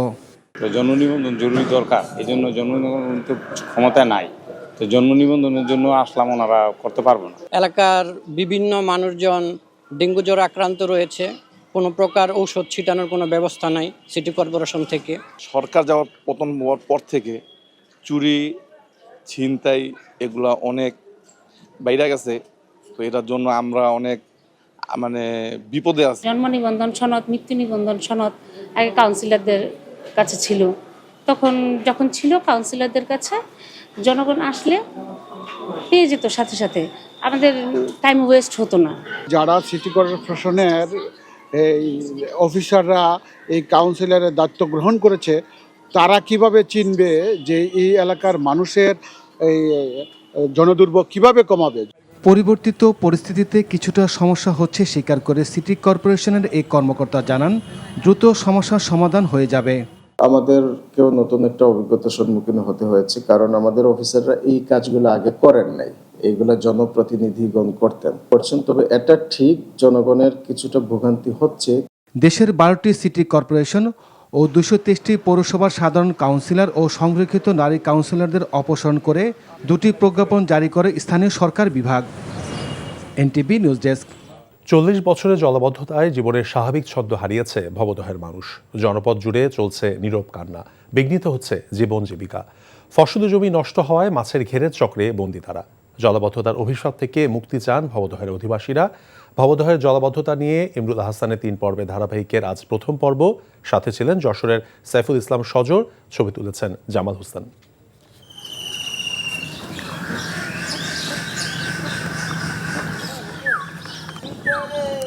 প্রকৃতিতে বইছে শীতের হাওয়া। বর্ষা চলে গেছে, তাও 3 মাস হলো। তারপরও উঠোনে পানি, বাড়ি থেকে বের হওয়ার পথ যেন একটা নদী। এক ঘর থেকে আরেক ঘরে যেতে পাতা হয়েছে সাঁকো। ঘরের ভেতরে পানি, মাচা পেতে ব্যবস্থা হয়েছে শোবার জায়গার। গরু বাছুর নিজেকে খাওয়া দাওয়া এই যে কষ্ট করে করতে আসছে, এ তো চালি দিয়ে করে নিচে রান্নাঘর, সেই জায়গায় রান্না করে খাচ্ছে। চালির পরে রান্নাঘর তো ভেঙে গেছে, এই যে চলাচলের সমস্যা আছে সব সময়। এতে তো গা গুঁতো খাইয়েও নিজেরা মরতেছে, এত কষ্ট। যশোরের অভয়নগর, মনিরামপুর, কেশবপুর আর খুলনার ডুমুরিয়ার বেশিরভাগ বাড়ির চিত্রই এক। জেগে আছে একমাত্র বড় রাস্তা, কোনো রাস্তাও তলিয়ে আছে পানির নিচে। যাতায়াতের জন্য ডিঙ্গি নৌকায় ভরসা। এ এলাকায় যত দূর চোখ যায় শুধু পানি আর পানি। ক্ষেতের ফসল, মাছের ঘের সবই কেড়ে নিয়েছে সর্বনাশা পানি। কেড়ে নিয়েছে অনেকের থাকার জায়গাটুকু।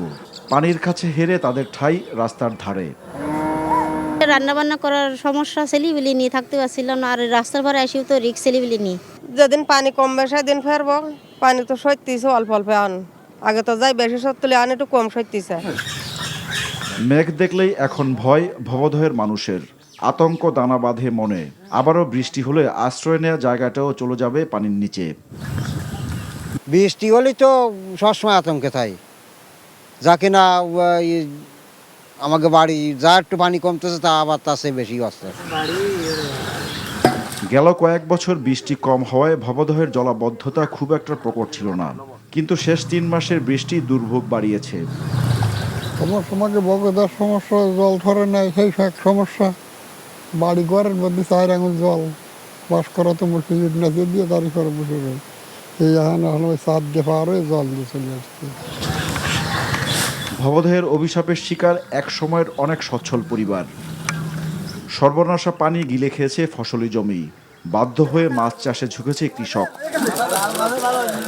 এখন কোনো কৃষি কাজ নেই, এখন মাছের চাষ ছাড়া কোনো কাজ নেই। জমি আছে, জমি তো ফসল হচ্ছে না, জমিতে কি হবে? ফসলাদি না হলে আমরা কি করে বাঁচবো? তাদের মতো হাজারো মানুষের স্বপ্ন ভবদহের পানিতে নিমজ্জিত। চাষবাস নেই, এলাকায় কোনো কাজ নেই। বাধ্য হয়ে অনেকে অন্যত্র চলে গেছে। তারা টাকা পাঠালে কেবল পরিবারের চুলা জ্বলে। পচা গন্ধ, আবদ্ধ পানি ব্যবহারে বাড়ছে স্বাস্থ্য ঝুঁকি। নানান রোগবালায় আক্রান্ত ভবদহের মানুষ। জলাবদ্ধতায় স্বাভাবিক শিক্ষা কার্যক্রমও ব্যাহত হচ্ছে। কোনো স্কুলের ঠিকানা তো এখন খোলা জায়গা। 80-র দশকের মাঝামাঝি থেকে জলাবদ্ধ ভবদহ অঞ্চল। এই পানি থেকে কবে মুক্তি মিলবে কিংবা আদৌ মিলবে কিনা তা জানা নেই কারো। জলাবদ্ধতায় বিপর্যস্ত এক জনপদ ভবদহ। জলাবদ্ধতা নিরসনে বছর বছর প্রকল্প হাতে নেওয়া হলেও দুঃখ ঘুচে নেই ভবদহের মানুষের। তাই পানিবন্দী জীবনই তাদের নিয়তি। Imrul Ahsan, NTV news, Abhaynagar, Jessore. Narayanganj city কর্পোরেশনের 36 জন কাউন্সিলর এবং মেয়র না থাকায় দুর্ভোগে পড়েছেন নগর সেবা গ্রহীতারা। মাত্র 14 জন কর্মকর্তা দিয়ে সেবা দিতে হচ্ছে প্রায় 10 লক্ষাধিক নগরবাসীকে। এতে শিশুদের জন্ম নিবন্ধন, মৃত্যু সনদ পেতে ভোগান্তিতে পড়তে হচ্ছে। স্কুলে ভর্তি সহ বিভিন্ন সেবা পেতে বিড়ম্বনায় পড়ছেন নগরবাসী। সিটি কর্পোরেশনের নির্বাহী কর্মকর্তা জানান, লোকবল কম থাকায় নগরবাসীকে সেবা দিতে হিমশিম খেতে হচ্ছে তাদেরকে। তারেক স্বপনের ক্যামেরায় নারায়ণগঞ্জ প্রতিনিধি বিল্লাল হোসেন রবিনের পাঠানো রিপোর্ট।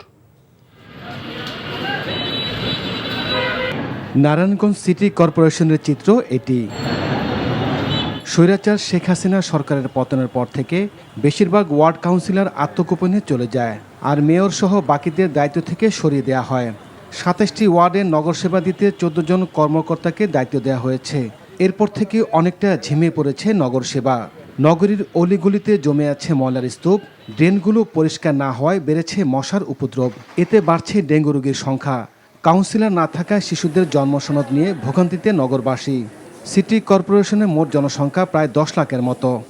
জন্ম নিবন্ধন জরুরি দরকার, এই জন্য জন্ম নিবন্ধন তো ক্ষমতা নাই, তো জন্ম নিবন্ধনের জন্য আসলাম, ওনারা করতে পারবো না। এলাকার বিভিন্ন মানুষজন ডেঙ্গু জ্বর আক্রান্ত রয়েছে, কোনো প্রকার ঔষধ ছিটানোর কোনো ব্যবস্থা নাই সিটি কর্পোরেশন থেকে। জন্ম নিবন্ধন সনদ, মৃত্যু নিবন্ধন সনদ আগে কাউন্সিলরদের কাছে ছিল, যখন ছিল কাউন্সিলরদের কাছে, জনগণ আসলে পেয়ে যেত সাথে সাথে, আমাদের টাইম ওয়েস্ট হতো না। যারা সিটি কর্পোরেশনের এই অফিসাররা এই কাউন্সিলরের দায়িত্ব গ্রহণ করেছে, তারা কিভাবে চিনবে যে এই এলাকার মানুষের এই জনদুর্ভোগ কিভাবে কমাবে? পরিবর্তিত পরিস্থিতিতে কিছুটা সমস্যা হচ্ছে স্বীকার করে সিটি কর্পোরেশনের এই কর্মকর্তা জানান, দ্রুত সমস্যার সমাধান হয়ে যাবে।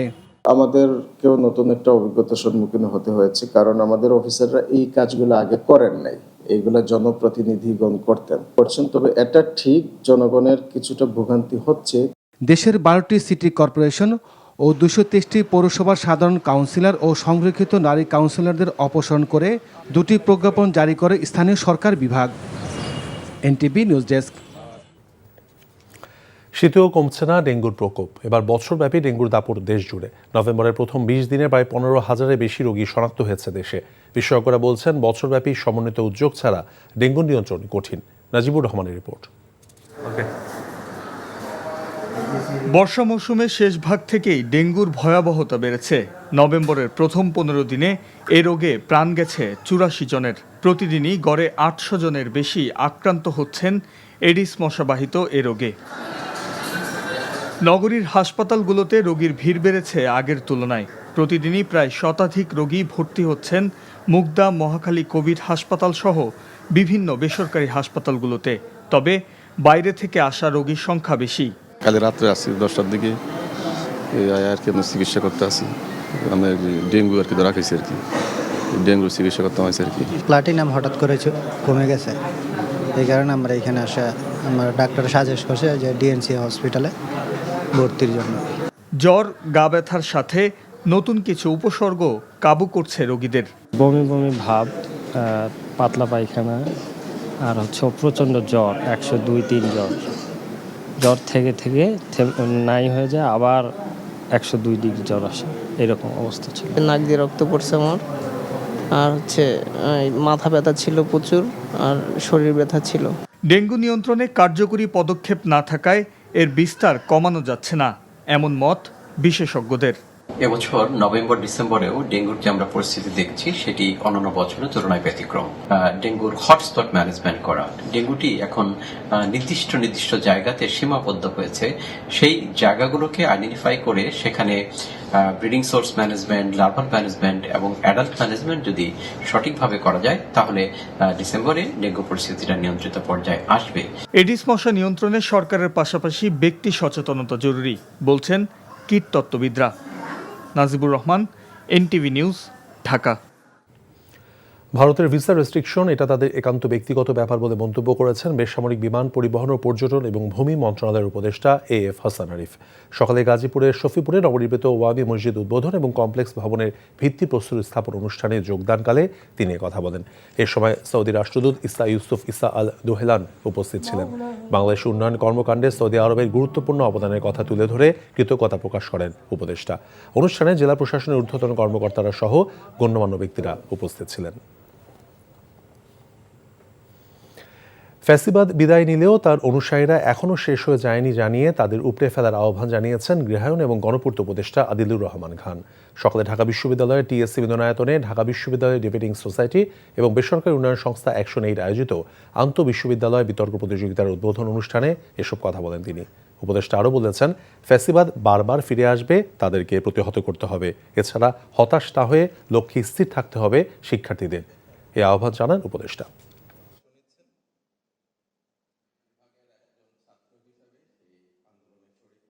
বাংলাদেশে ফ্যাসিবাদের পতন হলেও কিন্তু সংগ্রাম শেষ হয়ে যায় না, তার এলিমেন্টসগুলো বজায় থাকে, যেটাকে উচ্ছেদ করতে হয়।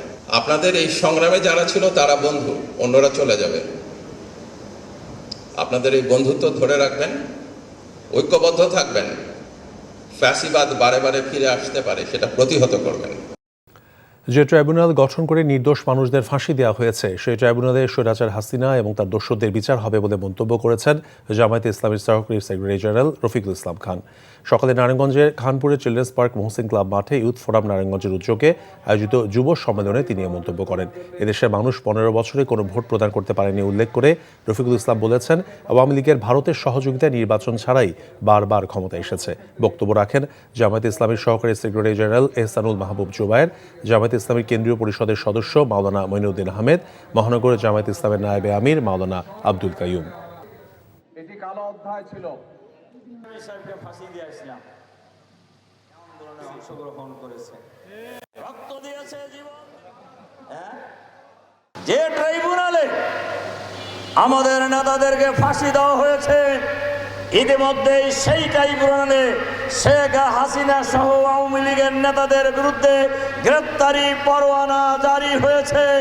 আমরা এই অন্তর্বর্তীকালীন সরকারের কাছে আহ্বান জানাবো, অবিলম্বে শেখ হাসিনা সহ সকল ফ্যাসিবাদের দোষরদের গ্রেপ্তার করে ট্রাইব্যুনালে হাজির করে বিচারের মুখোমুখি করে ফাঁসির কাস্টে ঝুলানোর জন্য। আওয়ামী লীগ সরকার অপ্রয়োজনীয় জায়গায় অর্থ ব্যয় করেছে উল্লেখ করে বিদ্যুৎ, জ্বালানি ও খনিজ সম্পদ এবং সড়ক পরিবহন ও সেতু এবং রেলপথ মন্ত্রণালয়ের উপদেষ্টা মোহাম্মদ ফজলুল কবির খান বলেছেন, সমন্বয়ের মাধ্যমে রেল বিভাগের উন্নয়ন কাজ ত্বরান্বিত করা হবে। তিনি বলেন, গোপালগঞ্জে তেমন যাত্রী না থাকলেও রেল স্টেশন নির্মাণ করে ব্যাপক অর্থ অপচয় করা হয়েছে। সকালে দিনাজপুরে পার্বতীপুরে একটি কারখানা পরিদর্শনকালে এসব কথা বলেন তিনি। সড়ক, রেল এবং নৌপথের যোগাযোগের গুরুত্ব অনুযায়ী প্রকল্প হাতে নেওয়ার আশ্বাস দেন তিনি। বলেন, দিনাজপুর সহ সারা দেশের রেল লাইন মেরামতের কাজ দ্রুত শুরু হবে। এ সময় রেল বিভাগের ঊর্ধ্বতন কর্মকর্তারা উপস্থিত ছিলেন।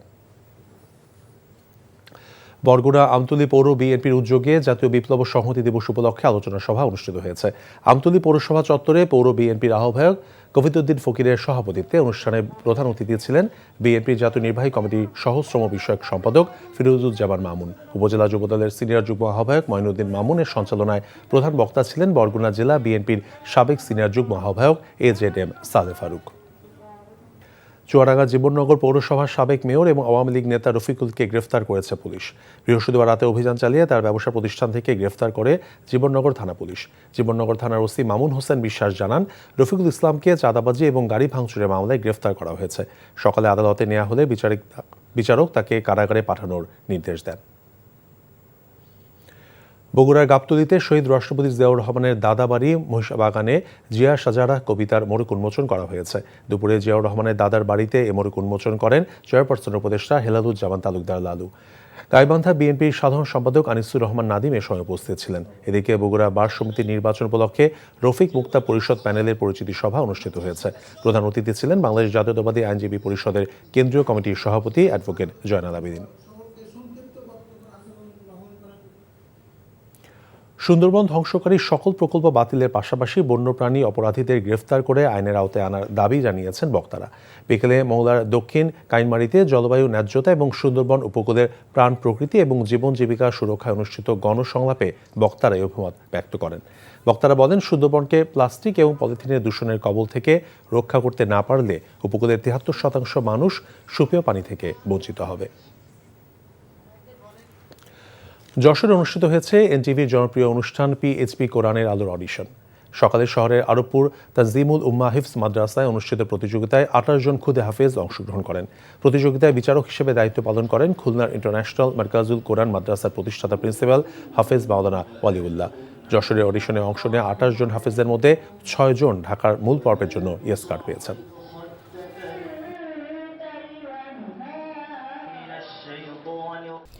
The new election commission, led by former Secretary AMM Nasiruddin, is expected to take its oath on office on Sunday. Chief Justice Syed Refat Ahmed would administer the oath to the new Chief Election Commissioner and 4 commissioners at 1:30 p.m. that day. The previous commission, led by Qazi Habibul Awal, resigned on 5th September, a month after the ouster of the Awami League regime. 2.5 months later, on Thursday, President Mohammad Shahabuddin formed a new 5-member election commission under the leadership of Nasiruddin. This new commission will be responsible for organizing the next general election. BNP leader Syed Muajjem Hussain Alal has said BNP wants to keep trust on the newly formed election commission. He said this after paying tribute to the graveyard of former martyred president and BNP founder Zia Rahman on the occasion of 13th founding anniversary of Jatiyotawadi Prochar Dol today. Alal also urged the commissioners to talk less and work more to prove their strength and capability to conduct free, fair and credible elections. The BNP leader also demanded to return former Prime Minister Begum Khaleda Zia's Dhaka cantonment home from where she was evicted by the autocrat Hasina regime. তাহলে আমরা আশা মাত্র কিছুদিন আগে doctor Yunus সাহেব এবং doctor Asif Nazrul সাহেব দুজনই বলেছিলেন নির্বাচনী ট্রেন যাত্রা শুরু করেছে। তো সেইটার একটা পদক্ষেপ আমরা কালকে দেখলাম যে হ্যাঁ প্রধান নির্বাচন কমিশনার সহ আরও 4 জনকে ইতিমধ্যে নিয়োগ দেওয়া হয়েছে। আমরা ওনার উপরে এবং এই নতুন নির্বাচন কমিশনের উপরে আস্থা রাখতে চাচ্ছি।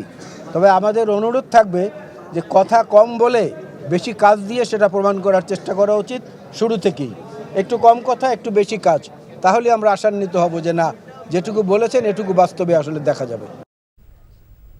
Advisor Adilur Rahman Khan has said the fascist enablers still remain in the country, though the fascist Hasina fled and took refuge in India. He said this while addressing a debate competition at TSC of Dhaka University organized by Action Aid. The human rights activist turned advisor also urged the students to remain united to thwart any fascist element if it arises in future. বাংলাদেশে ফ্যাসিবাদের পতন হলেও কিন্তু সংগ্রাম শেষ হয়ে যায় না, তার এলিমেন্টসগুলো বজায় থাকে, যেটাকে উচ্ছেদ করতে হয়। আপনাদের এই সংগ্রামে যারা ছিল তারা বন্ধু, অন্যরা চলে যাবে। আপনাদের এই বন্ধুত্ব ধরে রাখবেন, ঐক্যবদ্ধ থাকবেন। ফ্যাসিবাদ বারে বারে ফিরে আসতে পারে, সেটা প্রতিহত করবেন। Jamaat Islami leader Rafiqul Islam Khan has urged the interim government to ensure punishment after arresting Sheikh Hasina and her enablers in the International Crimes Tribunal. He made the appeal while addressing a youth conference organized by Youth Forum Naranganj today. He also said Awami League grabbed the state power several times in cooperation with India. He said people were deprived of their voting rights and democracy was destroyed for them.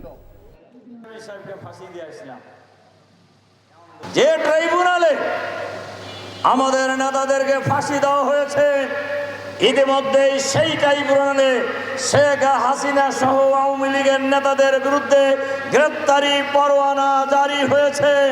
আমরা এই অন্তর্বর্তীকালীন সরকারের কাছে আহ্বান জানাবো অবিলম্বে শেখ হাসিনা সহ সকল ফ্যাসিবাদের দোষরদের গ্রেপ্তার করে ট্রাইব্যুনালে হাজির করে বিচারের মুখোমুখি করে ফাঁসির কাস্টে ঝুলানোর জন্য। Advisor A.F. Hassan Arif has said imposing visa restriction is India's own matter. He said this while attending an inauguration program in Ghazipur, Shafiqpur today. Saudi Arabia Ambassador to Bangladesh Isa Yusuf Isa Al Duhailan, among others, were present at the program. Fazul Kabir Khan, advisor for Ministries of Railways as well as Road Transport and Bridges, has said the government is trying to harmonize rail, road and waterway transport for better connectivity.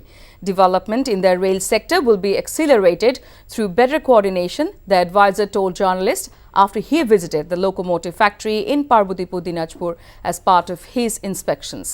He said funds have previously been spent unnecessarily, such as establishing stations and railway lines in Gopalganj, where there are very few passengers, resulting in significant financial wastage. Fazul emphasized that future projects will prioritize the importance of roads, railways and waterways.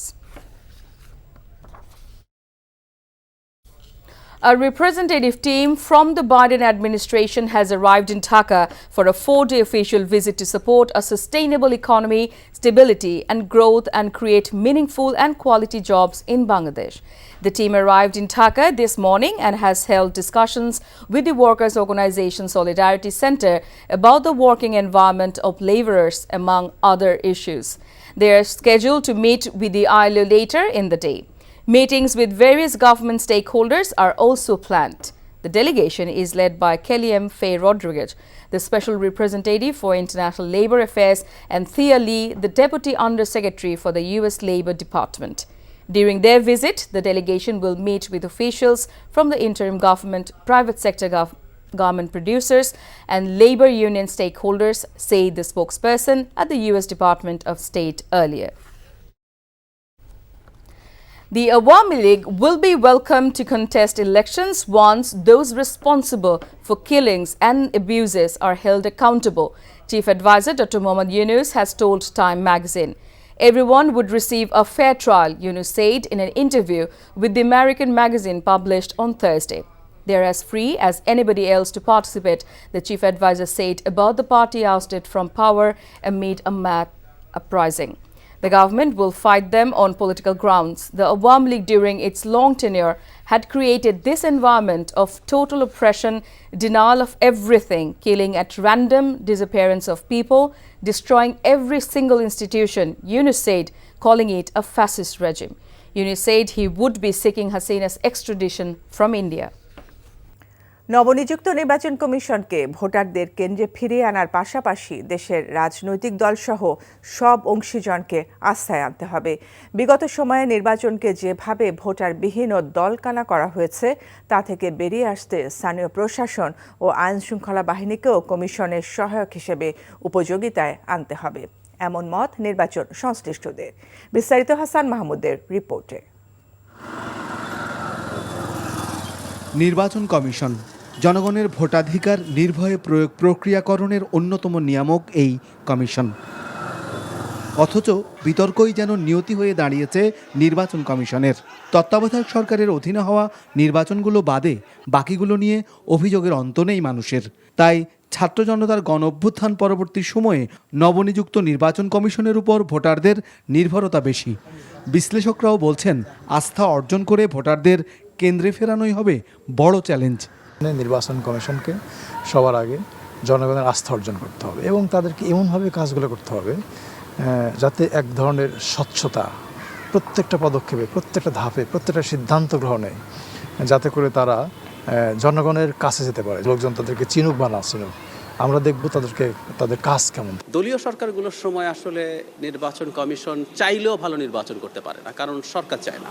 তো এই মুহূর্তে যে সরকারটা ক্ষমতায় আছে সেই সরকারটা তার কোনো স্টেক নেই, মানে উনি জোর করে নির্বাচন দিয়ে তার একটা দল আছে তাকে এখানে বসাতে হবে সেগুলো নেই। ফলে এই নির্বাচন কমিশন সরকারের শতভাগ সমর্থন পাবেন, যেমন একটা তত্ত্বাবধায়ক সরকারের সময় আগে যেমন ছিল তেমন পাবেন। রাজনৈতিক দলের অধীনে হওয়া নির্বাচনে কমিশন পুরোপুরি চাপমুক্ত হতে পারে না, এমনটা উল্লেখ করে সংশ্লিষ্টরা বলছেন প্রভাবমুক্ত হয়ে গ্রহণযোগ্য নির্বাচনের পথনকশা আঁকতে হবে নতুন কমিশনকে। কিন্তু চাপটা আসে যখন এই সরকার না থাকে, অর্থাৎ পলিটিক্যাল সরকার যখন থাকে তখন থাকে। এবং এটার জন্য যেটা দরকার কিছু সংস্কার হবে, সেটা সংবিধান, আইন, এসব জায়গায় কিছু সংস্কার হবে, যেখানে এক ধরনের নিশ্চয়তা থাকবে যে ইলেকশন কমিশন স্বাধীনভাবে কাজ করতে পারবে। প্রয়োজন বোধে জনগণকে, নির্বাচনী অংশীদারকে জানায় যে আমার মধ্যে এই ধরনের চাপ আসছে, আমরা এই চাপটা শুনেছি সরকারের পক্ষ থেকে, তখন কিন্তু সরকার এত সাহস পাবে না। বিগত সময়গুলোতে যে ফ্যাসিবাদী যে আচরণ আমরা দেখেছি এবং তার অংশ হিসেবে নির্বাচন কমিশন অনেক সময় মুখ্য ভূমিকা পালন করেছে। লোকযোগ্য হলেই যে তিনি ভালো কাজ করতে পারবেন তার জন্য সাংবিধানিক তার ক্ষমতার একটা সমর্থন লাগবে, সেটি আবার শুধু ক্ষমতার সমর্থন থাকলেও হবে না, তার জন্য লোকযোগ। তার দুটো বিষয় যখন একসাথে মিলে যায় তখন আমার মনে হয় একটি ভালো কাজ হতে পারে। পূর্বের যে কালচার, সেই কালচার তো এখন আর নেই, সেই চাপও এখন আর নেই, সুতরাং স্বাধীনভাবে কাজ করতে অসুবিধা নেই। ভোটের ফলাফল যাতে কেউ লুট করে নিয়ে যেতে না পারে নতুন কমিশনের কাছে, সেটাই প্রত্যাশা ভোটারদের।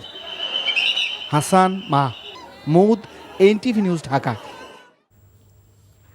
নতুন নির্বাচন কমিশনের শপথ হবে রোববার বেলা ১:৩০টায়। সুপ্রিম কোর্টে নতুন প্রধান নির্বাচন কমিশনার এম নাসির উদ্দিন সহ ৪ কমিশনারকে শপথ পাঠ করাবেন প্রধান বিচারপতি সৈয়দ রেফাত আহমেদ।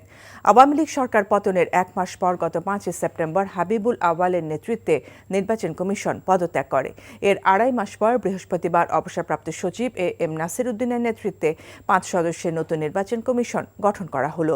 নতুন কমিশনে নির্বাচন কমিশনার হিসেবে থাকছেন সাবেক অতিরিক্ত সচিব আনোয়ারুল ইসলাম সরকার, সাবেক জেলা ও দায়রা জজ আব্দুর রহমান মাসুদ, সাবেক যুগ্ম সচিব বেগম তহমিদা আহমদ এবং অবসরপ্রাপ্ত ব্রিগেডিয়ার জেনারেল আবুল ফজল মোহাম্মদ সানাউল্লাহ।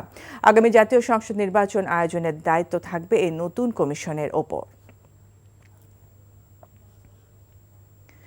নির্বাচন কমিশন গঠন হয়ে গেছে। এখন ধাপে ধাপে নির্বাচনের দিকে সরকার এগিয়ে যাবে বলে জানিয়েছেন বেসামরিক বিমান পরিবহন ও পর্যটন এবং ভূমি মন্ত্রণালয়ের উপদেষ্টা এএফ হাসান আরিফ। বিকেলে রাজধানীর শেরেবাংলা নগরে এশিয়ান আন্তর্জাতিক বাণিজ্য মেলা পরিদর্শন শেষে সাংবাদিকদের একথা জানান তিনি। উপদেষ্টা বলে, নতুন নির্বাচন কমিশনে যারা এসেছেন তারা সবাই অভিজ্ঞ। নতুন কমিশন দেশের জনগণকে ভালো একটি নির্বাচন উপহার দিতে পারবে বলেও আশাবাদ ব্যক্ত করেন হাসান আরিফ। নির্বাচনের প্রস্তুতি ছাড়াও অন্যান্য সংস্কারের কার্যক্রমও এগিয়ে চলবে বলে জানান তিনি। ইলেকশন কমিশন হয়ে গেছে, এখন ইলেকশনের ধাপে ধাপে আগাতে থাকবে। যদি ইলেকশনটাই একমাত্র মুখ্য এই ইন্টারিম গভর্নমেন্টের উদ্দেশ্য নয়, এটা একটা অংশ, সংস্কারের একটা অংশ। তারপরে ওরা সংস্কার করলে আইন কানুনের সংস্কার, রাজনৈতিক দলগুলির ব্যাপারেও তাদের কিছু মন্তব্য, বক্তব্য, মতামত, অভিমত থাকতে পারে, সেগুলি সব জায়গাতেই সংস্কার। একটা ব্যালট বাক্সের মধ্যে কাগজ ফেলাটাই ইলেকশন নয়, অনেক কিছু আছে। বিএনপি স্থায়ী কমিটির সদস্য ডক্টর এজেডএম জাহিদ হোসেন বলেছেন, রাষ্ট্র সংস্কারে তারেক রহমানের ৩১ দফা কর্মসূচি দেশের মানুষ ও বিভিন্ন রাজনৈতিক দল গ্রহণ করেছে, যার মাধ্যমে আগামী দিনে রাষ্ট্র পুনর্নির্মাণ হবে। এদিকে বিএনপির সিনিয়র যুগ্ম মহাসচিব রুহুল কবির রিজভী বলেছেন, উপদেষ্টারা চাকুরিজীবীর মতো কাজ করছেন, তাদের মধ্যে কোনো বিপ্লবী আচরণ নেই। ভিন্ন দুটি অনুষ্ঠানে এসব মন্তব্য করেন তারা। রিপোর্ট করছেন ফাহাদ মোহাম্মদ। ফ্যাসিস্ট সরকারের বিরুদ্ধে আন্দোলন সংগ্রামে আহত নেতাকর্মীদের মাঝে আর্থিক সহায়তা প্রদান করতে হিলির হাকিমপুর উপজেলা পরিষদে স্থানীয় বিএনপি আয়োজন করে এই অনুষ্ঠানে অংশ নিয়ে বিএনপি স্থায়ী কমিটির সদস্য ডক্টর জাহিদ হোসেন বলেন, ৩১ দফা কর্মসূচি বাস্তবায়নে সবাইকে ঐক্যবদ্ধ থাকতে হবে। ৩১ দফার যে কর্মসূচি, সেই কর্মসূচির পতাকা তোলে তাদেরকে ঐক্যবদ্ধ করতে হবে, যার মাধ্যমে যদি একটি ঐক্যবদ্ধ আমরা সত্যিকার অর্থে প্রচেষ্টা করে তুলতে পারি, তাহলে আগামী দিনে যখন সুষ্ঠু এবং নিরপেক্ষ নির্বাচনের ব্যবস্থা হবে, অর্থাৎ জনগণ তার গণতান্ত্রিক অধিকার প্রতিষ্ঠা করার সুযোগ পাবে। এদিকে রাজধানীর নয়াপল্টনে বিএনপির কেন্দ্রীয় কার্যালয়ের সামনে জাতীয়তাবাদী রিকশা, ভ্যান, অটো চালক দল আয়োজিত বিক্ষোভ সমাবেশে অংশ নিয়ে বিএনপির সিনিয়র যুগ্ম মহাসচিব রুহুল কবির রিজভী বলেন, উপদেষ্টারা কাজ করছেন চাকরিজীবীদের মতো। এই গুণীজন উপদেষ্টারা তারা তো চাকরিজীবীর মতো তারা কাজ করছে, কিন্তু বিপ্লবী সরকারের উপদেষ্টারা তো হবেন বিপ্লবী। তাদের চেতনা থাকবে অত্যন্ত গতিশীল চেতনা। তা না করে বাংলাদেশে কি আর উপযুক্ত লোক নেই সরকার চালানোর জন্য, যে তাদেরকেই বাছাই করে নিয়ে এসে তারা এখন তাদের পছন্দ মতো কাজ করবেন? জাতীয়তাবাদী প্রচার দলের ১৩তম প্রতিষ্ঠাবার্ষিকী উপলক্ষে বিএনপির প্রতিষ্ঠাতা সাবেক রাষ্ট্রপতি জিয়াউর রহমানের সমাধিতে শ্রদ্ধা নিবেদন শেষে দলের চেয়ারপারসনের উপদেষ্টা কথা বেশি না বলে নির্বাচন কমিশন কাজের মাধ্যমে তাদের সক্ষমতা প্রমাণ করবে বলে আশা প্রকাশ করেন তিনি। এই নতুন নির্বাচন কমিশনের উপরে আস্থা রাখতে চাচ্ছি, তবে আমাদের অনুরোধ থাকবে যে কথা কম বলে বেশি কাজ দিয়ে সেটা প্রমাণ করার চেষ্টা করা উচিত শুরু থেকেই। একটু কম কথা, একটু বেশি কাজ, তাহলে আমরা আশান্বিত হব যে না, যেটুকু বলেছেন এটুকু বাস্তবে আসলে দেখা যাবে। Fahad Mohammad, NTV news, Dhaka. শীতেও কমছে না ডেঙ্গুর প্রকোপ। এবার বছরব্যাপী ডেঙ্গুর দাপট দেশ জুড়ে। নভেম্বরের প্রথম ২০ দিনে প্রায় ১৫,০০০-এর বেশি রোগী শনাক্ত হয়েছে দেশে। বিশেষজ্ঞরা বলছেন, বছরব্যাপী সমন্বিত উদ্যোগ ছাড়া ডেঙ্গু নিয়ন্ত্রণ কঠিন। নাজিবুর রহমানের রিপোর্ট। বর্ষা মৌসুমের শেষ ভাগ থেকেই ডেঙ্গুর ভয়াবহতা বেড়েছে। নভেম্বরের প্রথম 15 দিনে এ রোগে প্রাণ গেছে 84 জনের। প্রতিদিনই গড়ে 800 জনের বেশি আক্রান্ত হচ্ছেন এডিস মশাবাহিত এ রোগে। নগরীর হাসপাতালগুলোতে রোগীর ভিড় বেড়েছে আগের তুলনায়। প্রতিদিনই প্রায় শতাধিক রোগী ভর্তি হচ্ছেন মুগদা, মহাখালী কোভিড হাসপাতাল সহ বিভিন্ন বেসরকারি হাসপাতালগুলোতে। তবে বাইরে থেকে আসা রোগীর সংখ্যা বেশি। কাল রাত্রে আসছি 10টার দিকে আর কি চিকিৎসা করতে আসি। আমার ডেঙ্গু আর কি ধরা খাইছে আর কি, ডেঙ্গুর চিকিৎসা করতে হয়েছে আর কি। প্লাটিনাম হঠাৎ করে কমে গেছে, এই কারণে আমরা এখানে আসা আমার ডাক্তার সাজেস্ট করছে যে ডিএনসি হসপিটালে ভর্তির জন্য। জ্বর, গা ব্যথার সাথে নতুন কিছু উপসর্গ কাবু করছে রোগীদের। বমি বমি ভাব, পাতলা পায়খানা, আর হচ্ছে প্রচণ্ড জ্বর, 102-3 জ্বর। জ্বর থেকে থেকে নাই হয়ে যায়, আবার 102 ডিগ্রি জ্বর আসে, এরকম অবস্থা ছিল। নাক দিয়ে রক্ত পড়ছে আমার, আর হচ্ছে মাথা ব্যথা ছিল প্রচুর, আর শরীর ব্যথা ছিল। ডেঙ্গু নিয়ন্ত্রণে কার্যকরী পদক্ষেপ না থাকায় এর বিস্তার কমানো যাচ্ছে না, এমন মত বিশেষজ্ঞদের। এবছর নভেম্বর ডিসেম্বরেও ডেঙ্গুর যে আমরা পরিস্থিতি দেখছি সেটি অন্যান্য বছরের তুলনায় ব্যতিক্রম। ডেঙ্গুর হটস্পট ম্যানেজমেন্ট করা, ডেঙ্গুটি এখন নির্দিষ্ট নির্দিষ্ট জায়গাতে সীমাবদ্ধ হয়েছে। সেই জায়গাগুলোকে আইডেন্টিফাই করে সেখানে breeding source management, larval management এবং অ্যাডাল্ট ম্যানেজমেন্ট যদি সঠিকভাবে করা যায় তাহলে ডিসেম্বরে ডেঙ্গু পরিস্থিতিটা নিয়ন্ত্রিত পর্যায়ে আসবে।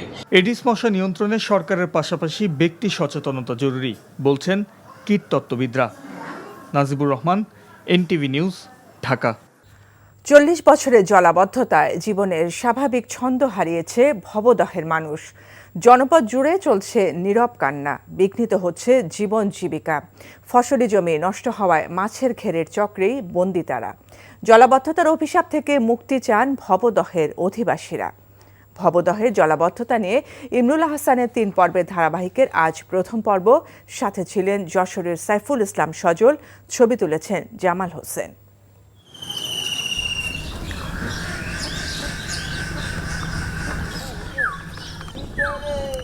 প্রকৃতিতে বইছে শীতের হাওয়া। বর্ষা চলে গেছে তাও 3 মাস হলো, তারপরও উঠোনে পানি। বাড়ি থেকে বের হওয়ার পথ যেন একটা নদী। এক ঘর থেকে আরেক ঘরে যেতে পাতা হয়েছে সাঁকো। ঘরের ভেতরে পানি, মাচা পেতে ব্যবস্থা হয়েছে শোবার জায়গার। গরু বাছুর নিজেকে খাওয়া দাওয়া এই যে কষ্ট করে করতে আসছে, এই তো চালি দিয়ে করে নিচে রান্নাঘর, সেই জায়গায় রান্না করে খাচ্ছে। চালির পরে রান্নাঘর তো ভেঙে গেছে, এই যে চলাচলের সমস্যা আছে সব সময়।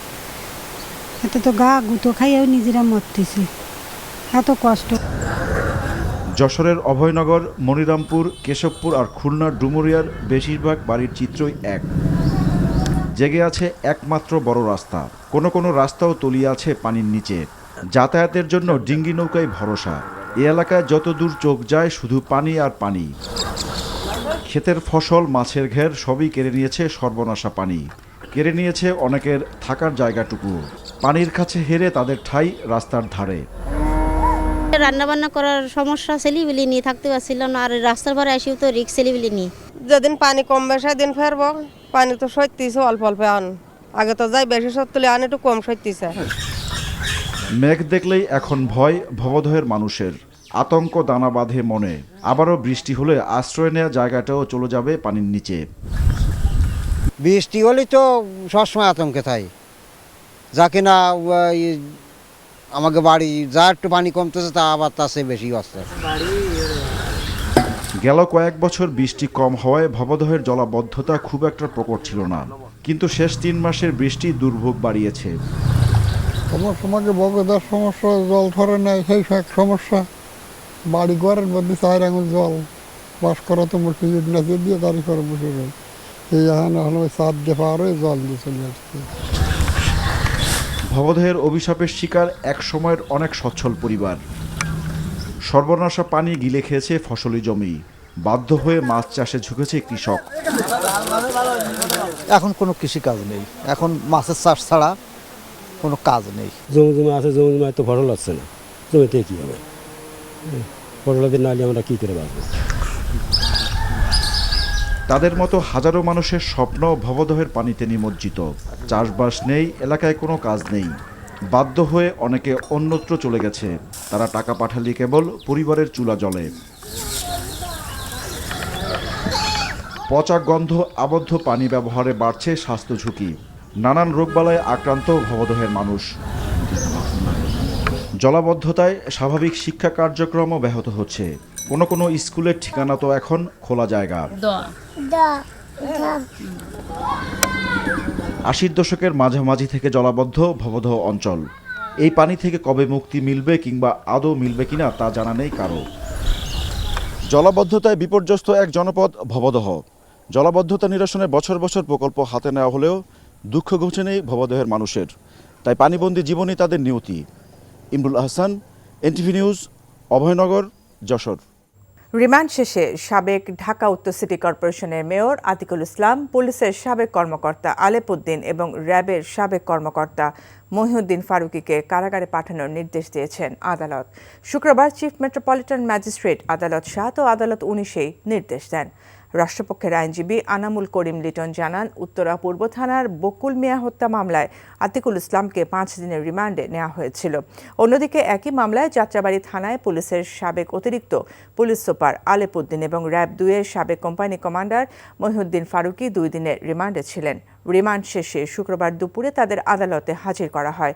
এরপর পুলিশ তাদের কারাগারে পাঠানোর আবেদন করলে আদালত সেই আবেদন মঞ্জুর করেন।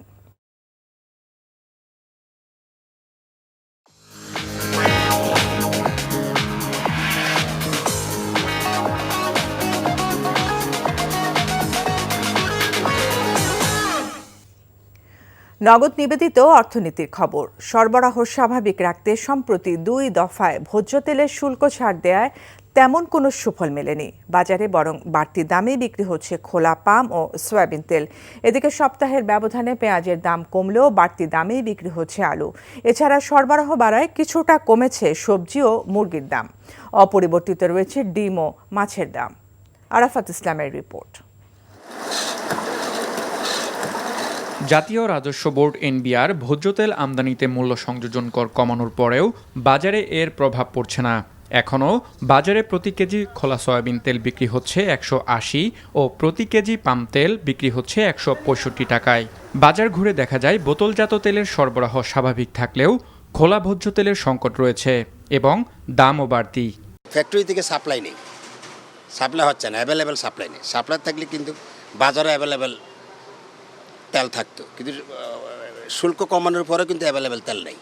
সয়াবিন তেল সাপ্লাই আছে, কিন্তু সমস্যা হচ্ছে রেট বেশির কারণে এটা নেওয়া দিতেছে না পাবলিক বেশিরভাগ বোতলটাই বেশি প্রেফার করতেছে। লুজের তেল গ্যালান থেকে দাম বেশি হওয়ার কারণে আমরা এখন লুজটা আপাতত সয়াবিন বিক্রি করতেছি না। এদিকে সরবরাহ বাড়ায় সপ্তাহের ব্যবধানে পেঁয়াজের দাম সামান্য কমেছে। দেশি পেঁয়াজ 130 টাকা আর আমদানিকৃত পেঁয়াজ 110 টাকায় বিক্রি হচ্ছে। তবে এখনও বাড়তি দামে বিক্রি হচ্ছে আলু। সাদা আলু যেটা ডায়মন্ড, ওটার দামটা বাড়তি, 70 টাকা কিনা পড়ছে কারণ বাজার, আমরা 75 টাকা বিক্রি করি। কেজিতে 20 টাকা 25 টাকা কমছে পেঁয়াজ, দেশিটা ইন্ডিয়ানটা কমছে কেজিতে 15 টাকা। শীতের সবজির সরবরাহ বাড়ায় কিছুটা কমতির দিকে দাম, আর কাঁচামরিচ মানভেদে 130 থেকে 150 টাকা পর্যন্ত বিক্রি হচ্ছে। গেল সপ্তাহের চেয়ে ব্রয়লার মুরগি কেজিতে 10 টাকা ও সোনালী মুরগির দাম 20 টাকা কমেছে। নতুন করে দাম না বাড়ায় লাল ডিম 145 টাকা ও সাদা ডিম 140 টাকা ডজন বিক্রি হচ্ছে। এছাড়া গরু ও খাসির মাংসের দাম অপরিবর্তিত রয়েছে। ব্রয়লার মুরগি 190 আর সোনালী 300 আর দেশি মুরগি 550। নিত্যপণ্যের বাজারে কিছুটা স্বস্তি ফিরলেও সরকারের প্রতি নিয়মিত বাজার মনিটরিং করার তাগিদ ভোক্তাদের। বাজারটা মনিটরিং করা উচিত, কারণ এখানে মাঝখানে যে সিন্ডিকেট আছে এই বিষয়টা একটু লক্ষ্য করা উচিত। খুবই হিমশিম খেতে হচ্ছে, কারণ সব কিছুর দামই অনেক বেশি আর বাজার মূল্য কোনোভাবে কমছে না, সব জায়গায় সেম। আসলে ছোট বড় সব ধরনের মাছের দাম অপরিবর্তিত রয়েছে।